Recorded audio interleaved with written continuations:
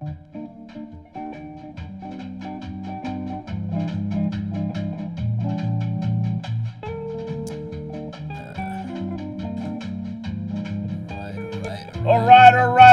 Hey, my W news is chance kuingia, man. W's guys, W's in the chat next. Come on, guys.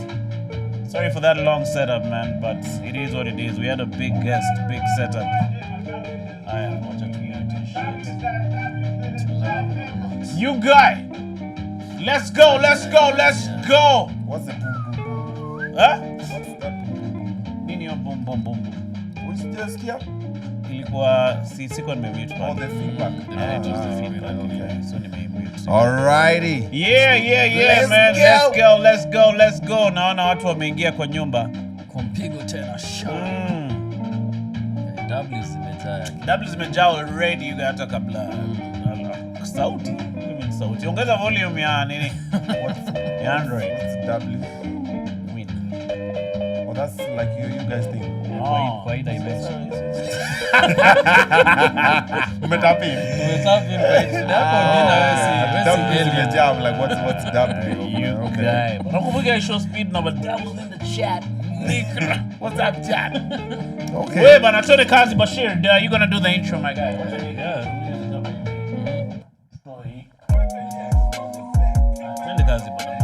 Alright, ladies and gentlemen. Good evening, good morning, and good night, depending on where you're listening from. If you stumbled upon hiyo line yangu achaneni nayo pia nyinyi. Ma podcast pia nyinyi mmechogesha. You guys ulitoa hiyo ni bash. Kwendeni huko, mtafute nini? kuna Nasikia tu podcast zozote, nasikia tu good morning, good evening and good night depending on where you're watching. Asa what the hell? Simukuja na kitu mpya. Obinna. Sema hata good afternoon. Kwanza tumalize hii kesi. Sema hata good afternoon. Haya. Good morning, good evening. Ni nini nyinyi? Haya, uko ready kuchange intro ya Obinna yenye uko ukipiga? Haya, good mid morning. Good mid evening. And good midnight. Haya, niweke intro music tena. Aifanye better. Weka intro music sasa ifanye vizuri. Alright, ladies. Piga tena. Haya, sawa. Alright, ladies and gentlemen. Mambo vipi wadau mkoje?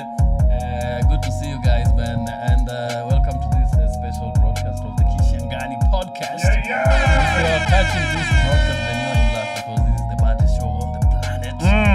In Mars and in the non-universe in general. Hiyo Obinna hizi chapa hiyo. And speaking of space, we have a star in the building. Give it up, man, for the one, the only, the man, the myth, the legend, or not, Oga Obinna. In the building, you guy. What's up? Karibu sana bwana Obize, man. I'm in the building. What's up, everybody? It's weird seeing you without our guy Munez. I don't know, you had a crush on the dude. I'll hook you up. I love him. Check out, I love you, Munez, man. I love you. Munez, unatafuta huku, nimeingia hapa mazee. Hatujaanza interview for 30 minutes. Au kuambia unakuja bila Munez. Kwanza Bashira akaanza kunilizia kwa parking. Where's Munez? Tumebai mayai crate 2. Naingia hapa, where's Munez? Obinna, tumengangana sana kuleta ndo tuone Munez. It is not you that we wanted. God damn! Now I know. Sorry, guys. All the W's, I'd like to apologize. Okay. And next time I'll be able to read the room clearly. It is not me. Anafunga nyota ya Munez. Munez, wewe enda tu gym, no. Hii hata si podia maana naenda leo. No, but karibu sana. Thanks for making the time. It's been a long time coming. Grazie grande. The last time niko na shati ulikuwa unapiga golf ingine wagwan, my guy. Yes, today I'm from golf actually. Yeah. That's why I'm not with Munez. So I dropped my kids to school in the morning, then I went for a quick 9 and I finally figured my driver. A quick 9. Let me explain mazi. For the masses. Sorry. Yeah? So golf ilikuwa ni lenge tujifanye na juu. Nikifika home ni Google check you. What is a quick 9? So in golf, you play 18 holes. Okay. So if you can't play 18, you play half of it, which is 9 holes. Oh, okay, get you. Yes, but you can also play 19 holes. So the 19th hole is Oh. So the clubhouse is normally referred to as the 19th hole. Okay. So you play 18, then you guys got the 19th hole kukunywa kubugia vibe. But others also use the 19th hole, a different kind of 19th hole. Oh, okay. Like a hole in one. Yeah. You guys. So I knew I'm coming for the interview. So I dropped the kids to school. Then I was running to just do a quick 9. So I don't do the whole 18. Then I ran back home, change, nikuje na munez wenyu. But kucheki time, I'm like, hey. So I just got on the bypass and so I'm from playing golf. I'm feeling good. I had a very good, I've done 4, I was playing at GP. I've had 4 pars today. I've had my worst score today has been a double bogey. The last hole I was going for an eagle, blundered, went for a birdie. What's blundered. A double bogey, my guy? Yeah? Take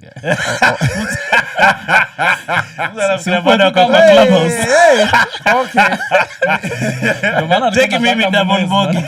Mnaweza kupiga na story ya badi. Wachana nayo.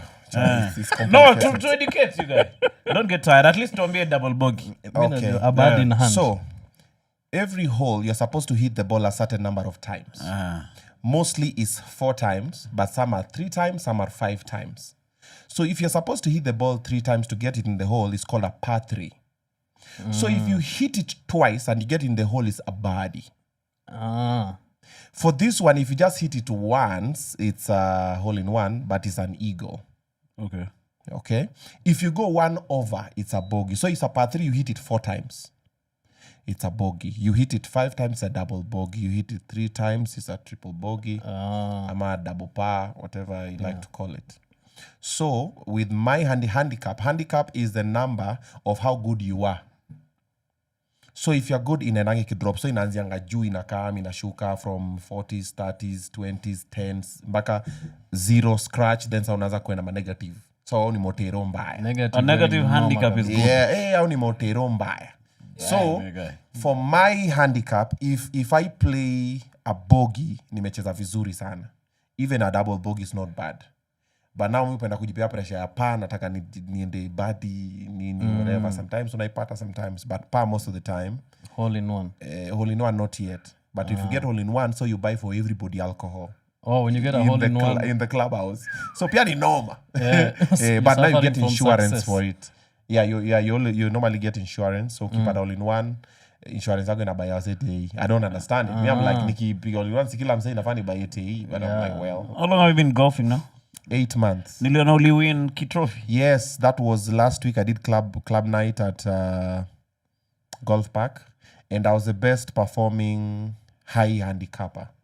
Oh. Yeah, so ukikuwa handicap ya juu kuna venye mnagradiwa, then au handicap ya chini kuna venye mnagradiwa. The more handicap yako inashuka unakuwa better, the more golf inakuwa ngumu. Golf. Okay. Yeah. Mezoea mama huko. The more girlfriend anabambika. Yeah. So on that day when I played really well. And for wale wase wote wenye walikuwa na high handicappers from like I think 20 kwenda all the way kurudi kwa nyuma. Niliwa. Damn. You guys, what's on Asamanga? It's a very nice place for networking. Very nice place. It's very nice. Not only networking, even just when you play golf, you realize you've not been living. Kids. I don't know. It's hard to explain. It's very hard to explain. You see dopamine shot. You get dopamine shots in every hole you play. Why? If you're supposed to hit the ball 4 times, you hit the first time umeigonga vibaya. Sa unaenda shot ya pili nataka nipige vizuri, shot ya pili unapiga unagonga vibaya, shot ya 3 unaipata uko zile yo, then shot ya 4 nje, you're like the next hole I'm gonna do better. So it excites you in such a way, and then it challenges you. Then also you're walking in a very green environment of fresh air, then very good people. You learn new things. Then always you're paired with people. You can play with your friends or paired with new people. You'll always know somebody, and nearly everybody who plays golf is a boss somewhere. Everybody. By the time you play 18 holes, that's like 5 hours bonded with a stranger. Bro, umetoka hapo umejua ameoa, anafanya kazi gani, unafanya nini? Akwambia, oh, by the way, there's this thing I'm bringing. Can you do nini? It's a very good place for networking. Nika kwenda Mombasa na SGR economy. Well, no. By the time we became Mombasa, no. Cheki unaenda wapi? Unaenda Miritini ama unaenda wapi wewe? Mimi naenda tu hapa Shazu bwana. Takuangusha mizigo pale. No. You just compared golf with kwenda Mombasa na SGR. Alafu economy. God damn. Enda na first class. Na first class inakuwa na dining. So ukienda kwa dining kudishi, mnamina msee nini. But ni hard sana pia kuanza conversation kwa dining SGR. Yeah, that's the thing. But kwa golf inakuanga fiti because every golfer is always willing to teach another person. I don't know why. Bro, umepiga. No, now you are swing. Unaona kuna venye someone they always just willing to just offer. That's a good thing about golf. Everybody just wants to give. Yeah, kesho una pesa ya game sasa kwambia tucheze kesho. Maza kesho I'll pay for you. But it's a very expensive sport. How much is a game? It depends with the club that you go to. Some clubs pay even 10,000 for you to play. Some 7, some 5, some 2. It depends. So it's better if you're a member of a club, eh? Is it easy now where you figure to get membership of a club? Which club are you? I'm a member of Nandi Bears. Oh, nice. Yeah, Congrats, I'm a member of Nandi Bears. And Nandi Bears reciprocate. So reciprocation is if I go to another club like Vet Lab, I go to all the other clubs, I think apart from Karen and Muthaiga, I can play just 500 bob and play. Oh, okay. Yeah, so they reciprocate. So pia watu wapo pia wakiona Nandi Bears wanaweza cheza. So mna collab. Nandi Bears iko Nandi for sure. Nandi, it's yes. like Beautiful. Kuna golf course ingine Njoro inaitwa Egerton. I've not played in that. I've played Njoro nearly in all the golf clubs in Kenya. There's one in Njoro. I've played in SA, I've played in Rwanda, I've played in TZ. I want to go play in the UK. Oh, you're serious with shit. In China. Yeah, I'm very serious about it. I want to be a single handicapper, but above all, I'm enjoying it, bro. Like I'm telling you, once you start playing golf, you realize, what have I been doing? Nye nene kucheza pool table. Hii naingia pale. Wacha kufitia ball. Niaje, nijazie bia, leta bia mbili. Hapa, mko tu. But I think some zingine ni the cost implications for joining in. Not really. I think you start, it's purposefully designed to keep it on a certain level. Yes, of course. However, they are very affordable courses. Like Golf Park is very affordable. Yes, that's where I started my golf. That's where I learned. So, but if you want something, you'll always get it. There's railways, there's Royal here, there's Muthaiga, there's Karen, there's Thika, there's Miga, there's Kiambu. Bro, there's a golf park in Kiambu, bro. Damn. Yeah, and it's a very good golf course. So I think for everybody who's not playing golf, you're missing a lot. You should try it. Try it for about 6-7 months. I'm a 1 year, then now decide. But once you try it, you figure, bro, nowadays, everybody's doing it. Even international, LeBron is doing it. Asha is doing it. Kevin Hart is doing it. A couple of footballers are doing it. Even Didi is playing with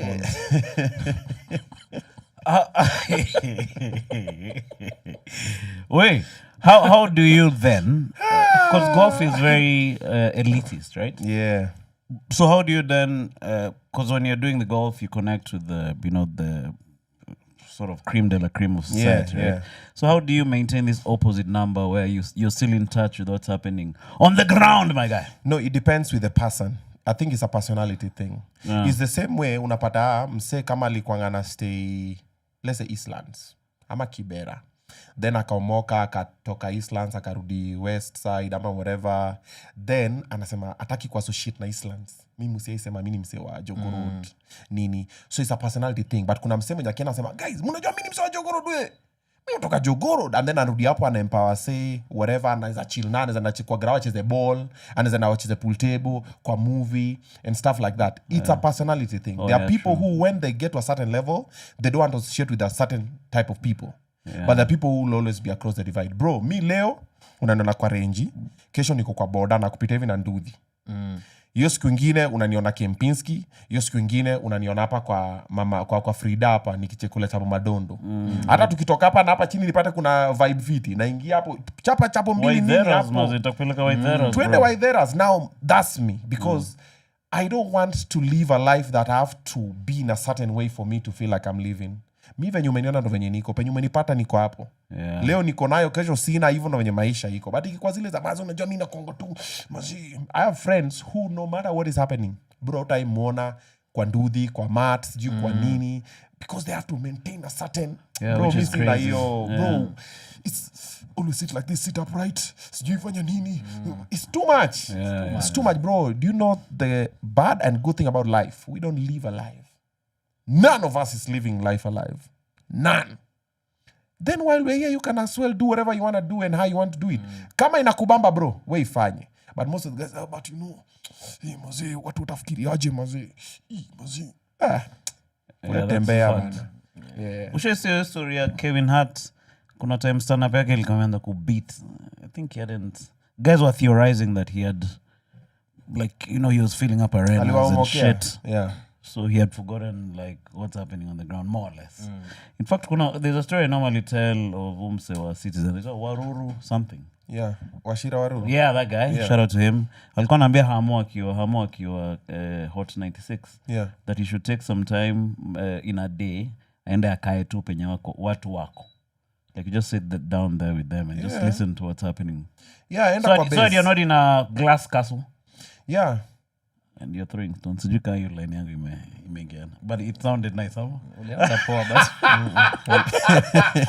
Nimefika mahali hapo mbele. Umejaribu kwa tatu msee. You're pickpocketing a naked man. Umepiga hivi ukashika bomb. Like god damn, hey. Obinna ameanza kuscratch macho jioni penye story inaenda. Take a minute kujiuliza what am I saying you guys. But you get what I'm saying, no? Yeah, nimekupata. But also one shouldn't apologize for their success too. What? So unajua venye kuna watu wengine wanasema, "Huyu jamaa ameomoka siku hizi hata tuongeleshangi." Like no. There's some guys who try to pigeonhole people who are on a certain level of success. Of course. So this is what happens. When people can't achieve something, they make excuses for themselves. Kisiangani Podcast. Hizo kamera, hizo mic. Unajua mic ni dongapi? Amebaywa na mama jo. Kwa nini juu alienda kaangalia kapata hii moja ni kitu ka 10k. Sema 10k hiyo stand 10k ingine hiyo cable yake ka 5 nini. So mic moja hivi ni mbao. So 1 2 hiyo ni 60. Camera, light, ule mzee zizi. So it makes you feel good about yourself when you talk shit about other people who are before you. Instead of getting inspired or motivated. You see it all the time. On podcasts, you see people will come and say things about you. They don't know, but they'll talk negatively about you. And misery likes company. So definitely 20 other people who think that will come. By the way, so hata mtaani inakuanga the same way. Yeah, true. Yeah, so misery likes company. When someone is miserable, he look for other miserable people. The best way to know it is this way. Bro, uli grow up Mazulu, grow up Ushago ama Nairobi? Nairobi. Ghetto gani? West, bro. When you are West? Mazee umsaja safa. Mbona umefurahi kuniona? Exactly. You see? Obinna umsaja safa, ameniona akaanza kusmile. Umsaja safa jo. Na wewe alaiki? Mimi nimezaliwa Eldoret. Wewe ni msee wangu mazee. Wewe ni atari ku discriminate. Exactly. Now that is what happens. So when you know that you've suffered and another person is suffering, you feel good. Ni kama tu shule mmefanya makosa mnaenda kuchapwa na msee. Mazee pia unaenda kuchapwa jo. Mazee una feel wengi. So misery likes that way. True. So people always want to discredit someone who's doing well, but the other people always go, no, umse mazee he deserves. Wacha enjoy mazee umse ako. Yeah, that's true too. Yeah, but they are very few. The people who do that and give you your flowers and go like, hey, big up mazee. Or people genuinely meet you and say, bro, you're doing very well. And they genuinely mean it. Very few. Men will tell you, you're doing very well. But ukitoka, you're doing very well right now. Speaking of doing very well. I mean it.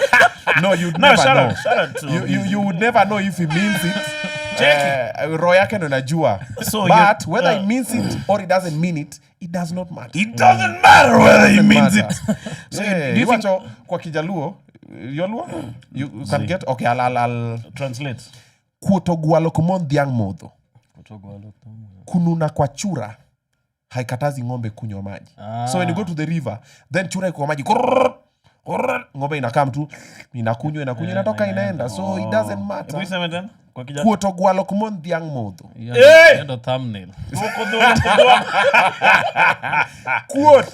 You guys, that's the quote. Wait, I was saying, speaking of doing well, do you think guys have changed the way they behave around you? Or it's hard to tell? It's hard to tell. It's hard to tell. You're talking about my employees or my general people? General. No, general people, they have not changed. Because me, come na vibe. Yo, what's up? kama tumezoeana what up nini hapo. Kama nilio sema hey hi how are you? Iko tu hapo. When I go to the ghetto, when I go to the village, what Steve, niaje Obinna, what biane kaya. Kuna wale amenizoea hivyo, but kuna wale wakiniona siku hizi wanashtuka. Especially people that I'm not really used to, but people that I grew up with, I went to school with, my uncles, my aunties, same vibe. My cousins, same vibe. Ni venye tu right now sasa wanaomba pesa tu sana, but kila mzee ako na ka problem. So ukiona ukicrack joke mzee akicheka, ujui kama anacheka juu joke ni funny ama anacheka juu after hii. Sasa bro, mazee nilikuwa na kaishu kidogo mazee. Yeah. What I just don't like nowadays is when most of the people that either I went to school with or I grew up with call me, they always want something. Yeah, so I feel that when you call me, you're not calling me to even know about me, how I'm doing. So anytime I see a phone call of someone and I pick it, niaje bro, umepotea, nini unipigie simu, like, but una namba yangu bro, you can call me time, ni sawa. Lakini bro, maze nilikuwa nasema, kuna venye nimekwama kidogo. So I'm like, but you haven't spoken to me in 1 year.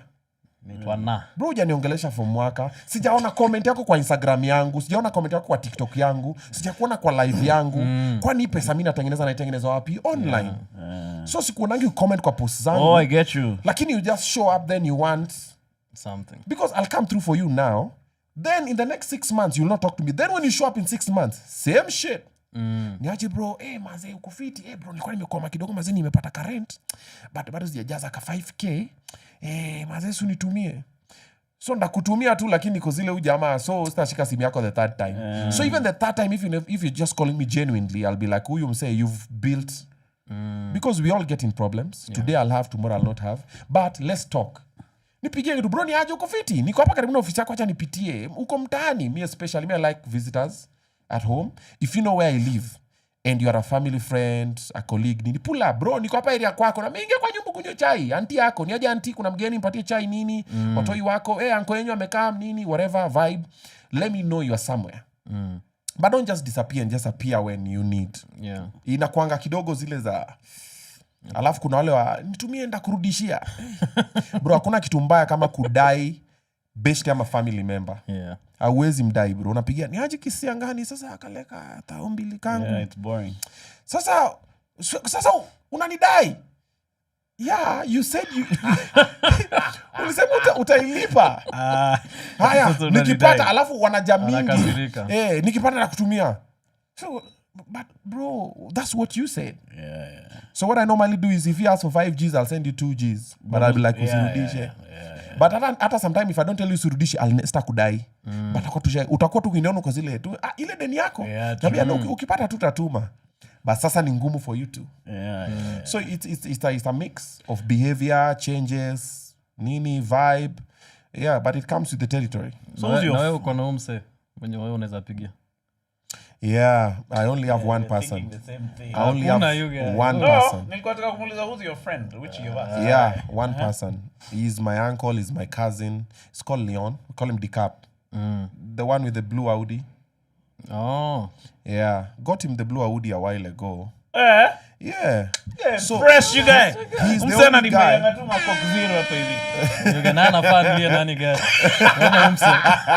Nani akona podcast? You guy. Mimi nakuangalia. Mercedes. Ona Kenya Obinna anafanyia watu wake. No, shout out to your friend, huh? Yeah, he's my uncle. He's the last born wakina mamangu. Okay. But now we are more or less like age mates. I'm a bit older than him. And he came through my hands to Nairobi, through my bro. So my bro came to my house, then he was my bro's friend because they're age mates, our last born. Then he's been this guy, he's been consistent, he learned. He was my PA for a while, then he became my manager. And then I branched out. Yeah, he branched out to do other things. So we do other things on the side with him. And he's genuinely a good guy. Like, if I'm in shit, he would show up. Anytime I'm always in a problem, he'll just be at my place. Amekatu, he doesn't talk a lot, by the way. The thing I don't like about him, when he's going through problems, I would rarely know. Because he doesn't talk. Amenyamaza tu. Uko sawa, niko fiti. But anytime I'll need money, advice, mental support, nini, niaje Decap, nimechoma maze. Hivi na hivi. When he sees something online, he'll just show up in the office. He's just in the office. Atakuja hapo, nataka tuongee story maze. Nini, whatever. Yeah. He's always the same side of me. He grounds me, so he tells me, no, don't. And I'm like, okay, decap maze. I'm like, don't. Naenda hivi kufall in love, anambia, where? Because he's the one who's been nursing my heartbreaks, by the way. Damn. So there's a time, decap, sorry, man, sorry, bro. Exclusive. Check him, so breach the guy. So there's a time I got, I think it was one of the biggest heartbreaks I ever got. So decap nurses me for like, I think 6-7 months, I think to a year. Mm-hmm. When I'm just starting to heal like this, akapata yake, bap! Now we are two broken people. Oh, damn. Hata yanapitia. Misery Loves company. I'm like, decap maze, strong maze. Hata mimi maze, iko sawa. Unafeel aje? Umekula leo kweli? Maze, hata mimi maze nilikuwa hivyo. Yeah, so he's been my guy. I think he's the only guy that can show up to me anytime I want him to. Without whatever. Then also he's a good secret keeper. Like everything I've discussed with him, I've never had them anywhere else. And whatever other people have discussed with him, I've never had. Hata nikamni ulize, ile story like alisema? Saa ingine ndanganyanga na najua tu. Because when you're discussing family members, usikia mama aliongea na story. Ajaniambia, wewe. But he's a genuinely good guy. He's been my friend for the longest. So you did not have a pod. Hata sema anything.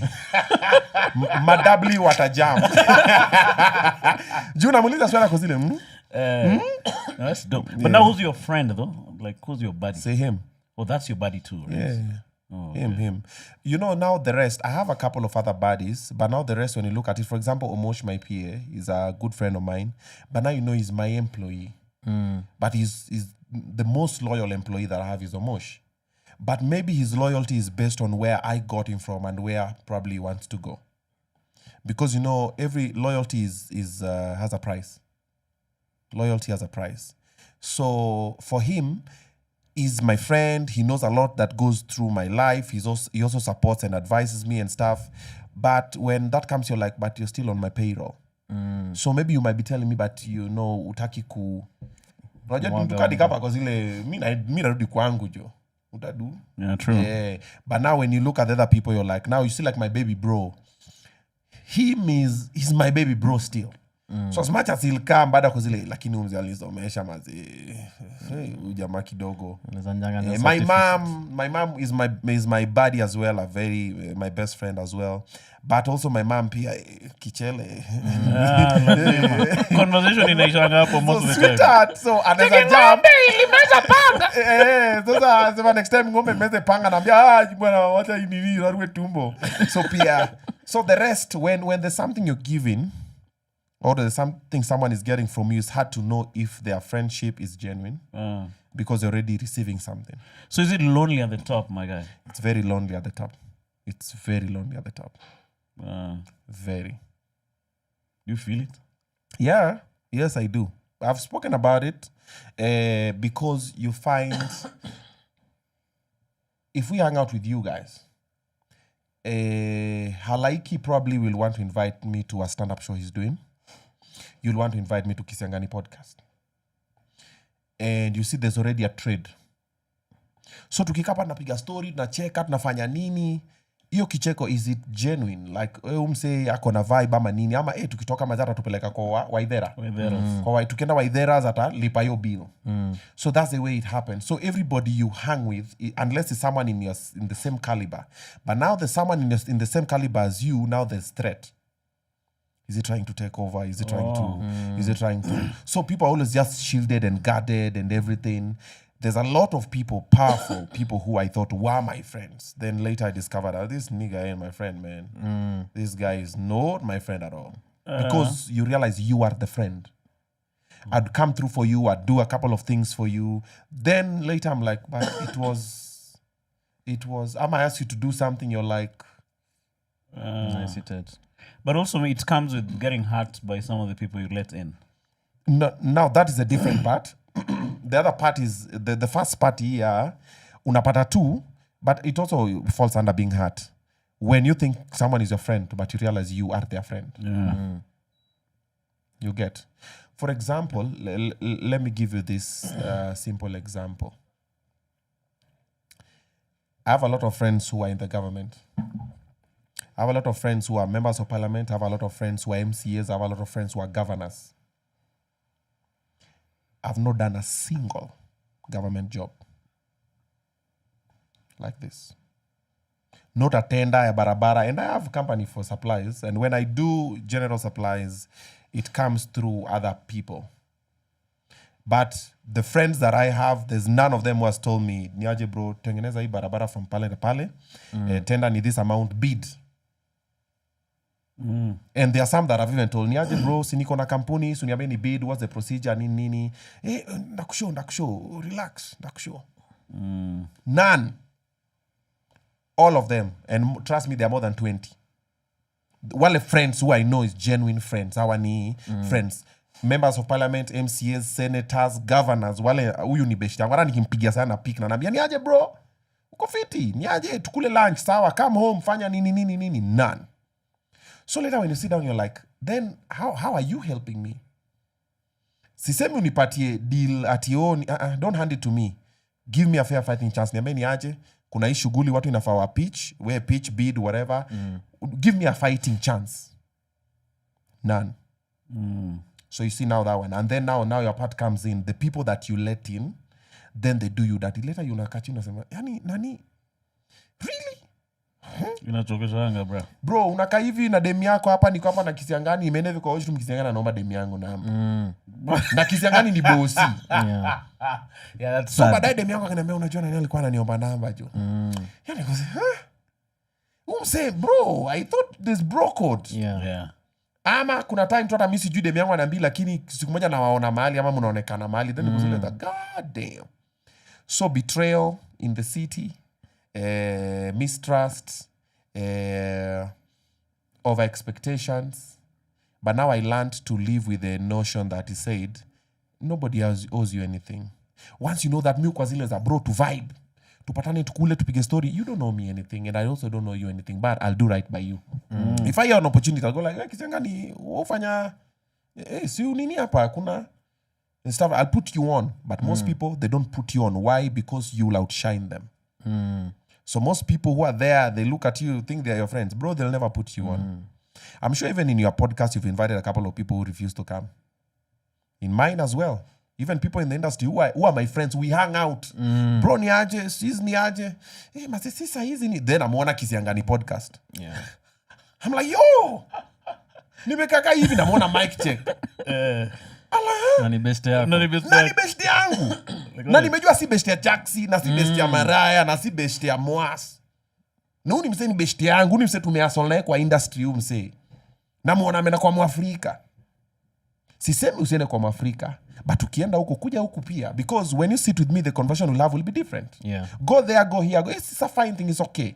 But sasa unanikataza ukuji kwangu, but unaenda kwa watu wengine. Because unafeel ukuja kwangu utadisaidia sana. So niko zile za it's fine. So let's just be friends. But now I'll show you that we'll do it without you. And we've been doing it without you.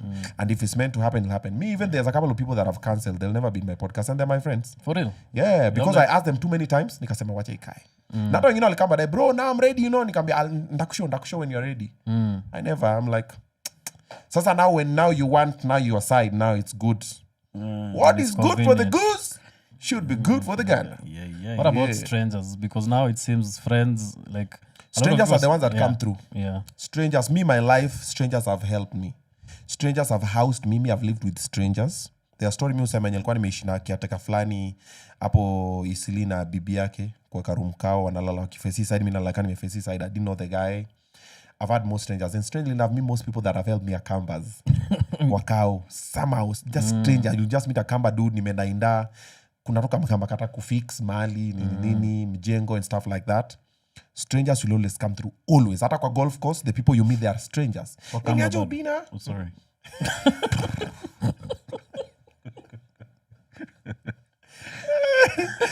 Jama huyu. Yeah. So most of the time you'll find the people who will put you on are strangers who are either your fans, ama they've heard about you, ama they don't even know about you. Wanaitwa destiny helpers. Yes. Helpers, connectors, they're like that. And that's why even me, I like helping strangers. Me, I help random people in different places. It's like a random mama somewhere will just be like, na uni nani hata juji nangu. Obo alikuwa ngoja kwa driver alikuwa nani obo? Alikuwa na? There's a boy was waiting for you on the driveway. Okay, in a job. Oh, huyu wa juzi, Ready. It's called Ready. Yeah, it's called Ready. He'd done that a number of times. He had trained me a number of times. He came to Samaki a number of times. Then now when officially, he came to the office a couple of times. I saw him like twice. Like 3 a.m. I'm leaving unaona mzee hapo kanda gani who's this mama is kwa setup. Kuna day nikapata mvua inanyesha niko na mzee hapo ananifanya niko because who boys labda until that day when he ran in front of the car then I was like okay. How's it going with him? Are you still with him? No, we are not. He texted me the other day. He told me the rent had paid for him in Aisha. I think it was Jana or Juzi.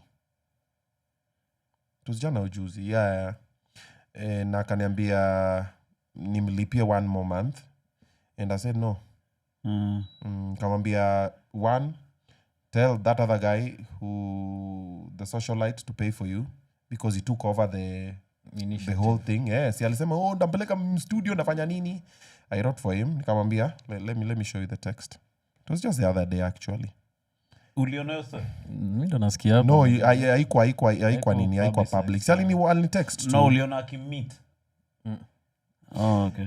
So ali text na strange number, nikamwambia kindly text me, I'll call. Akasema hello sir, it's ready. I hope you are doing well, which was very kind. You told me that if I couldn't raise this month's rent, you'll speak to Omosh and have him sort it out for me. I'd really appreciate it if you help me out just one last time. Today is the deadline the landlady gave me.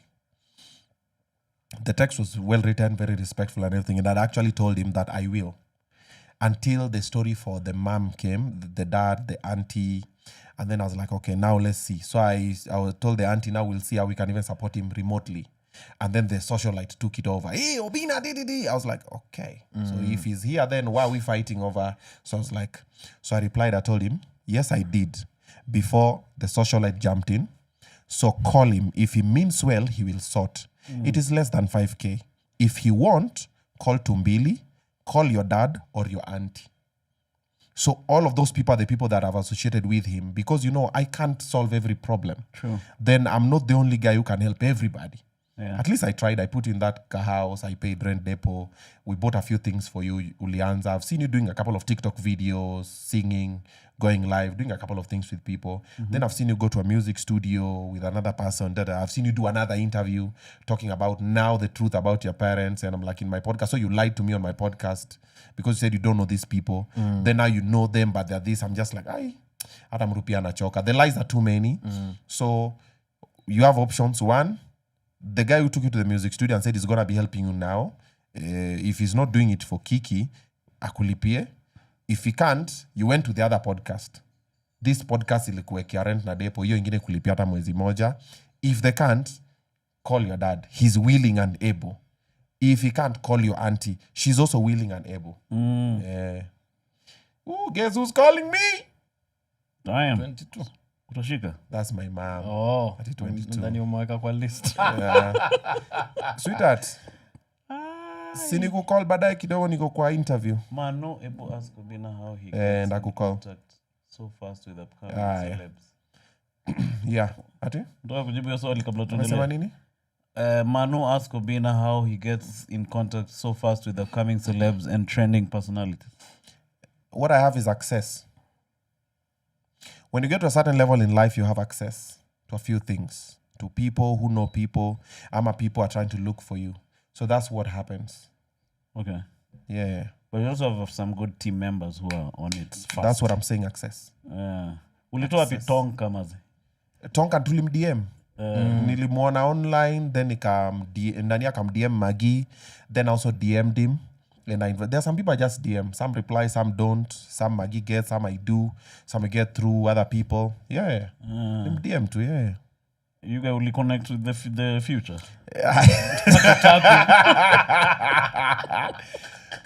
Well, I think this dimension, is just fine. I think I'll just be here. Lakini nyinyi nafamu connect na nini? Ni mbaya. Ni mbaya. Streaming seems to be getting... Yeah, it's getting the highlights of Nini. Huh? Streaming is starting to get highlights. It's like the in thing now. IRL. Yeah, I haven't figured it out. Maybe one day unafaa kuingia. I actually thought about it. We researched about it. And I was like, not now. It wants a lot of time. Yeah, true. I can't have a camera in my face all the time, bro. I just want to play golf away from the public.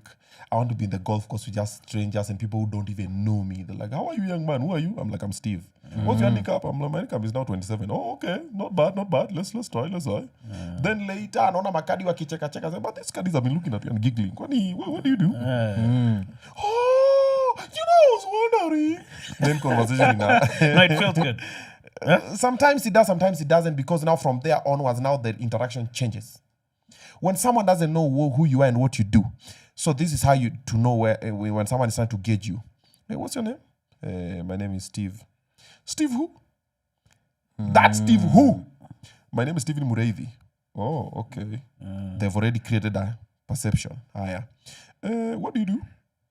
I'm a sales guy. Sales, what do you do? Insurance. Oh. Locked in. I'm a CEO. Yeah, I'm a CEO of Safaricom. Oh. Me. So there are questions that lead into people. They're placing you, and then they know where to. So it's normally very easy to. What's your name, Steve? Steve Thompson.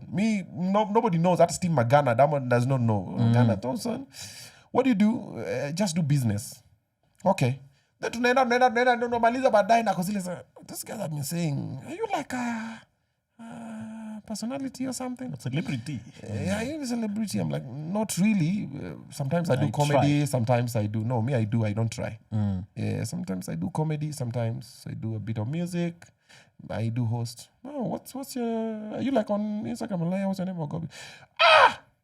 Oga Obinna. I'm like, okay, here we go. So from there onwards, the next interaction is not genuine. It's based on either a fan, ama a crash, ama something. Because unajua golf unakuwa na ngepa na mangolos. So umepiga ngepa hivi, msi hata kuoni poa. Then msi hako anafocus na kudaf shot zake huko kando. Yeah. You get me ingia golf kesho.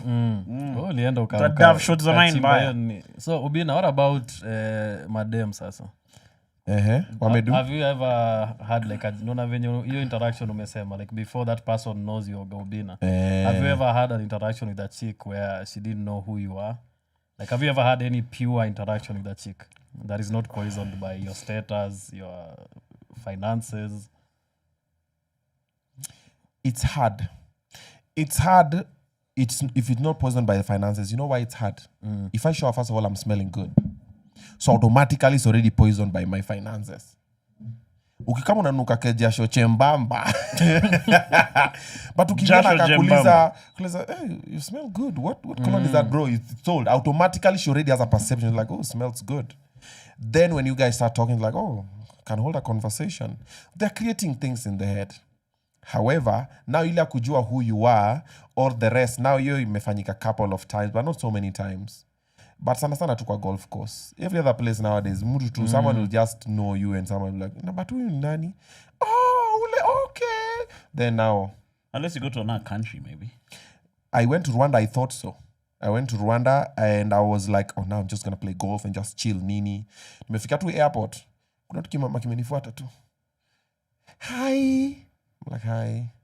I know you. I'm like, hey, nice to meet you. Kasnyamaza. Nikaenda hapo kwa passport control. Kakuja, can we take a picture? Okay, tuka picture nini. Me relax. Nikaenda. So in Rwanda, they put you in the, okay, at least me. So they put me in a very nice cafeteria. Then the lady's like, so I will go find your bags. Then I'll come get you. Then I can show you the cab. So me, I'm in the restaurant chilling. Then when she comes for me, we are going out again. That lady appears a third time.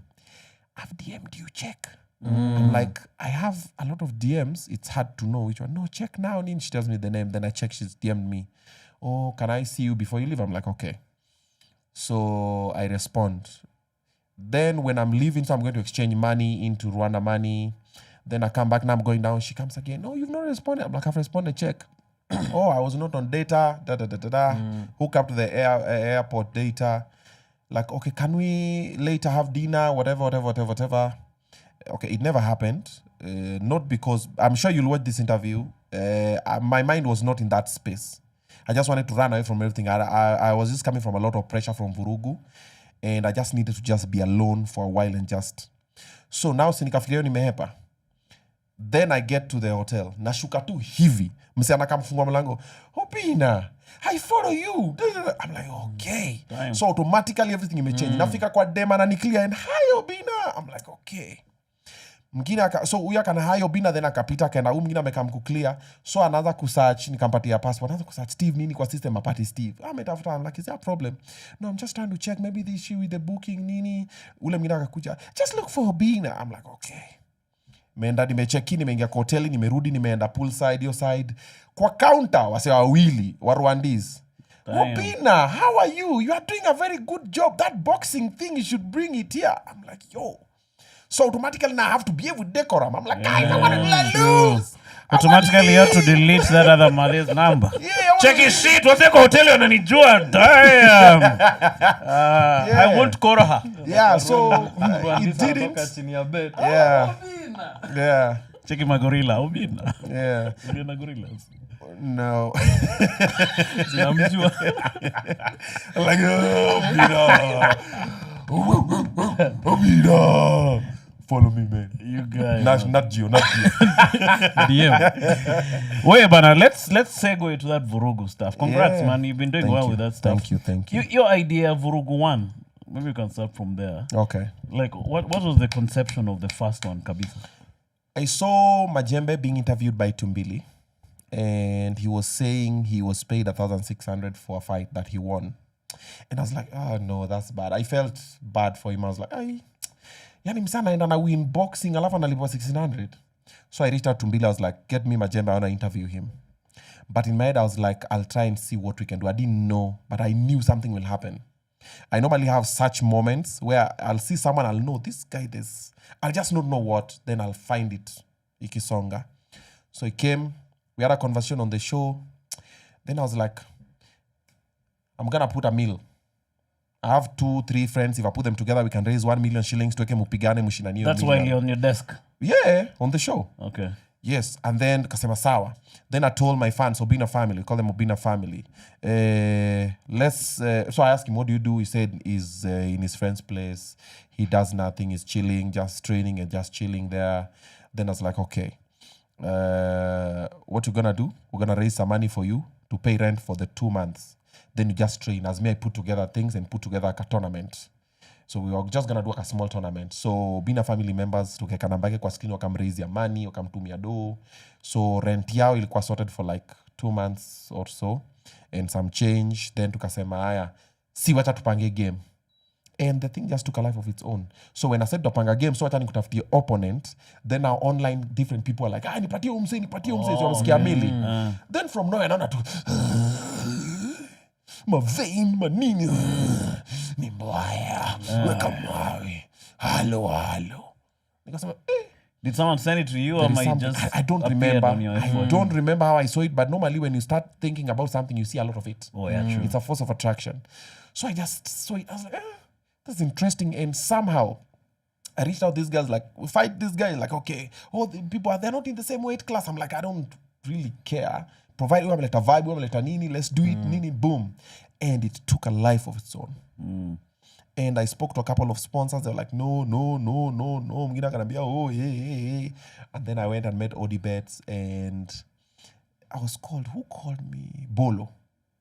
Bolo called me and told me, niaje bro, poa sana. Unatafutwa bana na wasio Odibets. I'm like, hey, piga hii simu sasa kutumia number bro. Piga hii simu. So I called, and Dedan was like, yeah, we're in the office, nini, pitia. And I went. No, was it Dedan or the boss? I think it was the big boss. And the big boss, I think, sent me to Dedan. I've forgotten Dedan is now The top G. Boss. Yeah, the biggest boss, but now there's now the guy, another guy. No. Boss. There's now the guy, then Dedan. Okay. Yeah, there's Kisiangani, then Halaiki. Yeah. So Halaiki called Bolo, and somehow Halaiki told Kisiangani to handle it. Then I went to the meeting, bro. Our meeting was done in 5 minutes. We sat down like this. Oh, bro, this thing you're doing is nice. We'd like to come on board. What attracted their attention? Ulikuwa host kina nani kwa pod? Yeah, nilikuwa nisha host nishaus majembe I think, and then I invited Mbavu. I'm not sure kama ilikuwa before or after. Okay. I'm not sure, but ilikuwa imepick life. Kila mse, mse atapigwa, mse ni nini, da. Then I was like, okay, since I have these two, let me also now put professional boxers pia wapateka kitu. Okay. So tusikwe na wawili tu. So I put professional boxers on the undercards. And I was like, because now we don't have a lot of money, wacha tuwapateka 150. So let's figure out, let's try play with a budget of 3 million, nini. So when I went there and I met Dedan and Benito, bro, those guys, amazing people. Dedan he'll tell you, kama inaweza kama iweze. Then he'll hold you down. Then he's like, so this thing, okay, so what are you looking at? I dropped a figure like this. He's like, what if we do this, Amanda? I'm like, no, you know this, I need to cover ABC. He's like, okay, sawa. Then Amanda said, man, I was thinking of putting in a car. And he's like, a car? Done. One phone call, okay, now we brought a car, we brought this. I'm like, yo, things were happening. Me, okay. And boom, the event happened. What was the greatest cost? Venue? For the fight. Like the guys worry about the first one. Kitu Kula Dosan, was it the venue? No, Kitu Kula Dosan is the prize money. Okay. Because there was a milli, then there was 300 for the other guy. And then we have undercards, there were like 8. That's 16 people. That's 800 plus 300. That's 1.1 somewhere there. Yeah, that you need to get. Then you mix with the other 1.3, that's already 3. And you haven't paid for all these other expenses. Yes. So when you look at that prize money, tayari ni between 3 to 4 million. Because, you know, your prize money inakuja na kuna ring girls, na kuna water boys, kuna referees, kuna judges, kuna pesa unalipa kwa commission. Yes. Kuna pesa unalipa kwa promotion. So me, I'm not a promoter. So nilipa Solid Rock, wanaita Solid Rock promotion. So unalipa do, ndio tumia promotion company yao. How ndio wanaweka boxers kwa box rec? It has nothing to do with me. And the commission. Then unalipa commission kukuallow kucheza. Then unalipa commission pesa ya judges and referees and everything. So commission in our letter. So by the time ufanyio bro uko like 4 mic. What? Yeah. It's not easy. And then now you have to hire the ring, which is about between 70 to 100, depends on who brings it. Then there's that thing inatandikwa ndani ya ring because wakisweat no wasisleep. It's a bit technical. And then on top of that one, there's gloves that you import. They are not in Kenya. So tulitoa zetu Uganda. Na moja pia si cheap. Unapata kitu ka 10 to 15, 8, 10, 15. Nategemea na quality. Then pia uzileta moja. So nazileta ka 7 pairs. So akitoka ring, kwa wengine watafungiwa zingine in case there's an issue, wengine watafungiwa zingine like that. Then now there's the outfit yenye inafaa vae. Then now hapo ndo sawa unaingiza saa venue. Then kuna viti, kuna lights, kuna screen, kuna sound, and then kuna entertainment, kuna security, kuna vendors, bro, it's too much. Damn, you guys, I'm already getting a headache. Bro, it's crazy. Ya pili zote zilinipea pressure mbaya. Ya kwanza was a learning curve. Yeah, ya kwanza ilikuwa because now the mistake I did for the first one, I thought it's for the people, so the people will support it. The people by themselves were fighting it. I had a lot of threats from a couple of goons. The first Vurugu. Hiyo pesa president ameweka mazee tunaitaka. Hiyo pesa ni yetu. Ni mimi nilete hivi, wewe fanya hivi. Even Mbavu was threatened a lot. Mbavu had to run away from what's that place? Makongeni, then Mbote. I think it's Mbote, if I'm not wrong. He had to find somewhere to borrow for a minute. Because even I remember that time, I had to give them an advance of the money that the president had given. I gave each of them 100 Gs. So that at least they put a few things in order. So Mbavu atoke aende akaimali for a while, nini akifanyile story ya kutrain. Because goons were like, bro, your pesa ni yetu nini. They wanted the money. Yeah. And I'm looking at it, I'm like, guys, simufraye umse ametoka nini. Wasema ni yao nini. And then even the day of the fight, there are some goons who just came there intentionally. And there are some people, powerful people also send goons to come and aribu it. There's some goons who walijileta tu pia kuaribu. Wengine wakakam kupinji, wengine wakakam kufanya nini. Mi mwenye nilikimbizwa na magoons mpaka karibu nidungwe kisu na magoons huko kwa nini because wanataka do. After the game when we just announced the winner nini everything kila kitu nikaamua nitoke hivi nikafuata na magoons hapa chini. Walingangana na Munez angangana watu kaa 15. Damn. Mpaka kafunga Munez akambia boss itabidi tumeongea nao. And most of the time when we normally go to any place that's normally chaotic, I always talk to the goons wao wananisikiza. Mimi kamniaje my guys. What's the problem? What's the solution tufanyeje? Nyinyi mnatakaje? si tufanye hivi, because always believe dialogue is the first. So hawa nilienda kwa mlango, mnatakaje bro, unaitoa ama utoi? Serious. I've never forgotten that guy's face. Na ako na kisu, akaniambia unatoa utoi? Nikamwambia kutoa nini? Unatoa ama utoi bro? Ni unatoa utoi bro? Nikachekio msee hivi, nikasema shit. How did he access you? So when we tumeaward majembe, guys are celebrating. So mi nimetoka, nimeteremka chini. Of course some people will follow me to say bro tupatika kitu, which happens, which is what people have normalized. So polisi walikuwa so busy huku juu with every other security because it's now chaotic. Guys are jumping, wamebeba majembe, wana celebrate and everything. Yeah. So nobody knows nimeenda huku chini. So nimeteremka chini huku kwa VIP holding area. So wamenifuata watu kaa between 7 to 15 somewhere there. So wakafika kwa the first nini, wakapata ma security wawili hapo, waka overwhelm, wakasonga hapa ndani. So kufika hapa so ni Munez na hao security wawili na Munez. So ngoja nini buda ni nini? So hapo ile kuvurugana ni nini and everything. So mimi nimeingia kwa room, nikasukuma mlango kidogo, nasikia Munez akaniambia bosi itabidi muongelesha. Nikakama hapo kwa mlango, nikafungua kuongelesha. So Munez amesimama hapa, amesimama kanda ya Munez na wase wote kwa nyuma yake. Unatuachia ama unatoa ama utoi? I'm like So kwa hivyo nikama Munez, give me 2 minutes. Nikaingia hapa na nikapigia my head of security from Crime Shield. Kambia Kingsley, right now tuma neni sahi. RDO alikuja hapo, alinyorosha wazee. For real, yeah, waliingia hao ndo walituokolea. It was gonna end badly. And when I was looking at it, I'm like, but why would you want to spoil something that is helping something? So that's the assumption we had in the first one. The second one, the assumption we had was, see, we've learned from the first one. So the second one will have extra security. You have layers. We did for the second one, but there are still a few glitches. For example, when the politicians came, I realized when the people come, they come with sycophants. So mi nataka nikubambe, wewe ndo bosi wangu. So mi natuka na halaiki. Bro, they poured water on Orengo, my guy. Yeah, the guys, she's Orenga menyamatoa mazee, vinyorenga na kuanga tu hata na ngori mazee.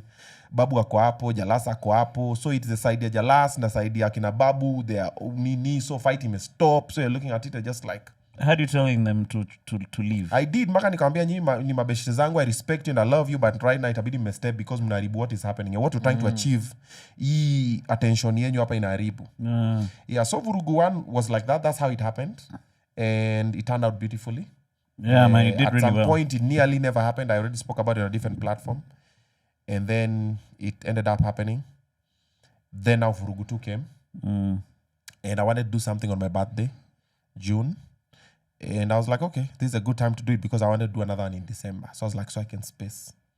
So we rushed it, we did it. And this time now, OD walikuwa nafanya ile, so most years inaishanga June for corporates.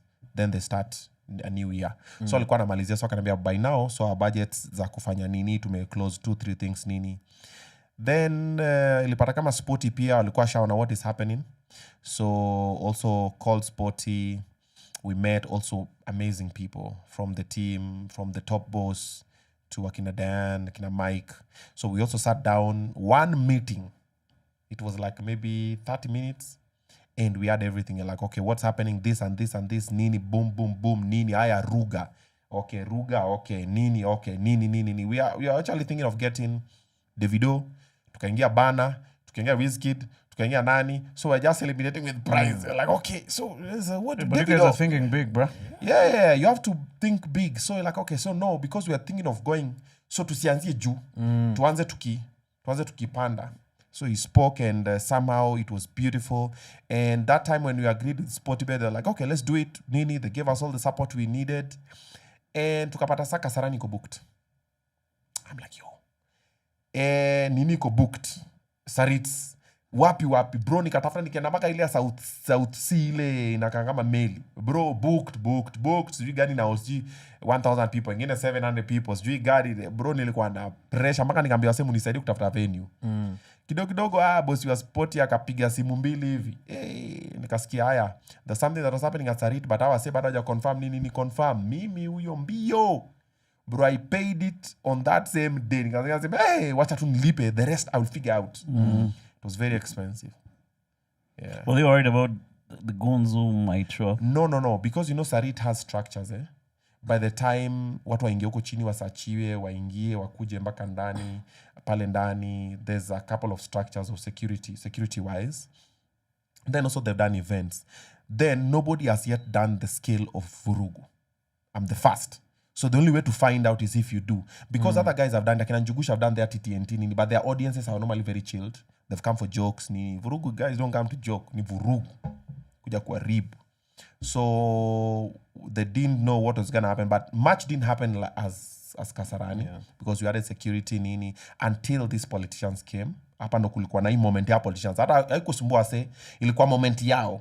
So goons, look, now this time, even the threats that I got in the first Vurugu from goons, I didn't get. The second one, external people did not want to take the shine for this. Munajua nini? The fighters didn't get until Alfayo's brother started fighting. When Alfayo was KO'd, then aku win. So Alfayo akaanza kupigana huko kwa nini, pia watu akamnyamazisha huko na makofi 2-3. Akatulia. Yeah. Hiyo ya Gashao, I was watching that fight, and after Gashao apewe KO hapo chini, there's a moment when ulikuwa sleeping pill, ulikuwa unampiga mabare, alikuwa anampatia espresso, alikuwa anampea shots of espresso. Where I was like, this brother, you know, as much as Vurugu is beautiful, there are people who are hoping and praying someone dies. So they feel good about themselves, or they spoil for me, or they spoil for other people. Maze, mtu atakufa kwa hiyo ring. So ana fingers crossed, mtu akufe. So they are praying. Then mtu akikufa kwa ring atasema, si mnaona? Si tuliwaambia? Ama kuna wale amemtoa nini kafara. Lazima mtu damu imwagike ndio hiyo show. Hiyo show imekuanga kubwa because watu wamekuwa kikufa hapo. Someone died in boxing in Busia. Yeah. Did the story go anywhere? Not really. So you wait to see if someone dies in Vurugu now. That is when now everybody will want to make it news now. So there are people who are waiting for that. So in my head, I was like, if this happens, first of all, in Vurugu 1, what was his name? Williams alikuwa na paswa watermelon. Ranger James. Ranger James alipigwa ngumi akanguka kwa ring. Nikaamka niko like, yo. Alifreeze. Bro, alifreeze. Yo kanguka hivi chini nikasema, So that was my first scare. Then now fast forward, nani akapigwa Njwanga. So mimi nikapanda kwa ring, I'm like, bro, uko sure nini? But ya ikunisikia sana. But ya Gashau, so nimeona venye mpigana mangumi, nikaona venye Gashau ameenda mwaka kupole. Naangalia mse niko like, rada u boys ni gani? Wewe.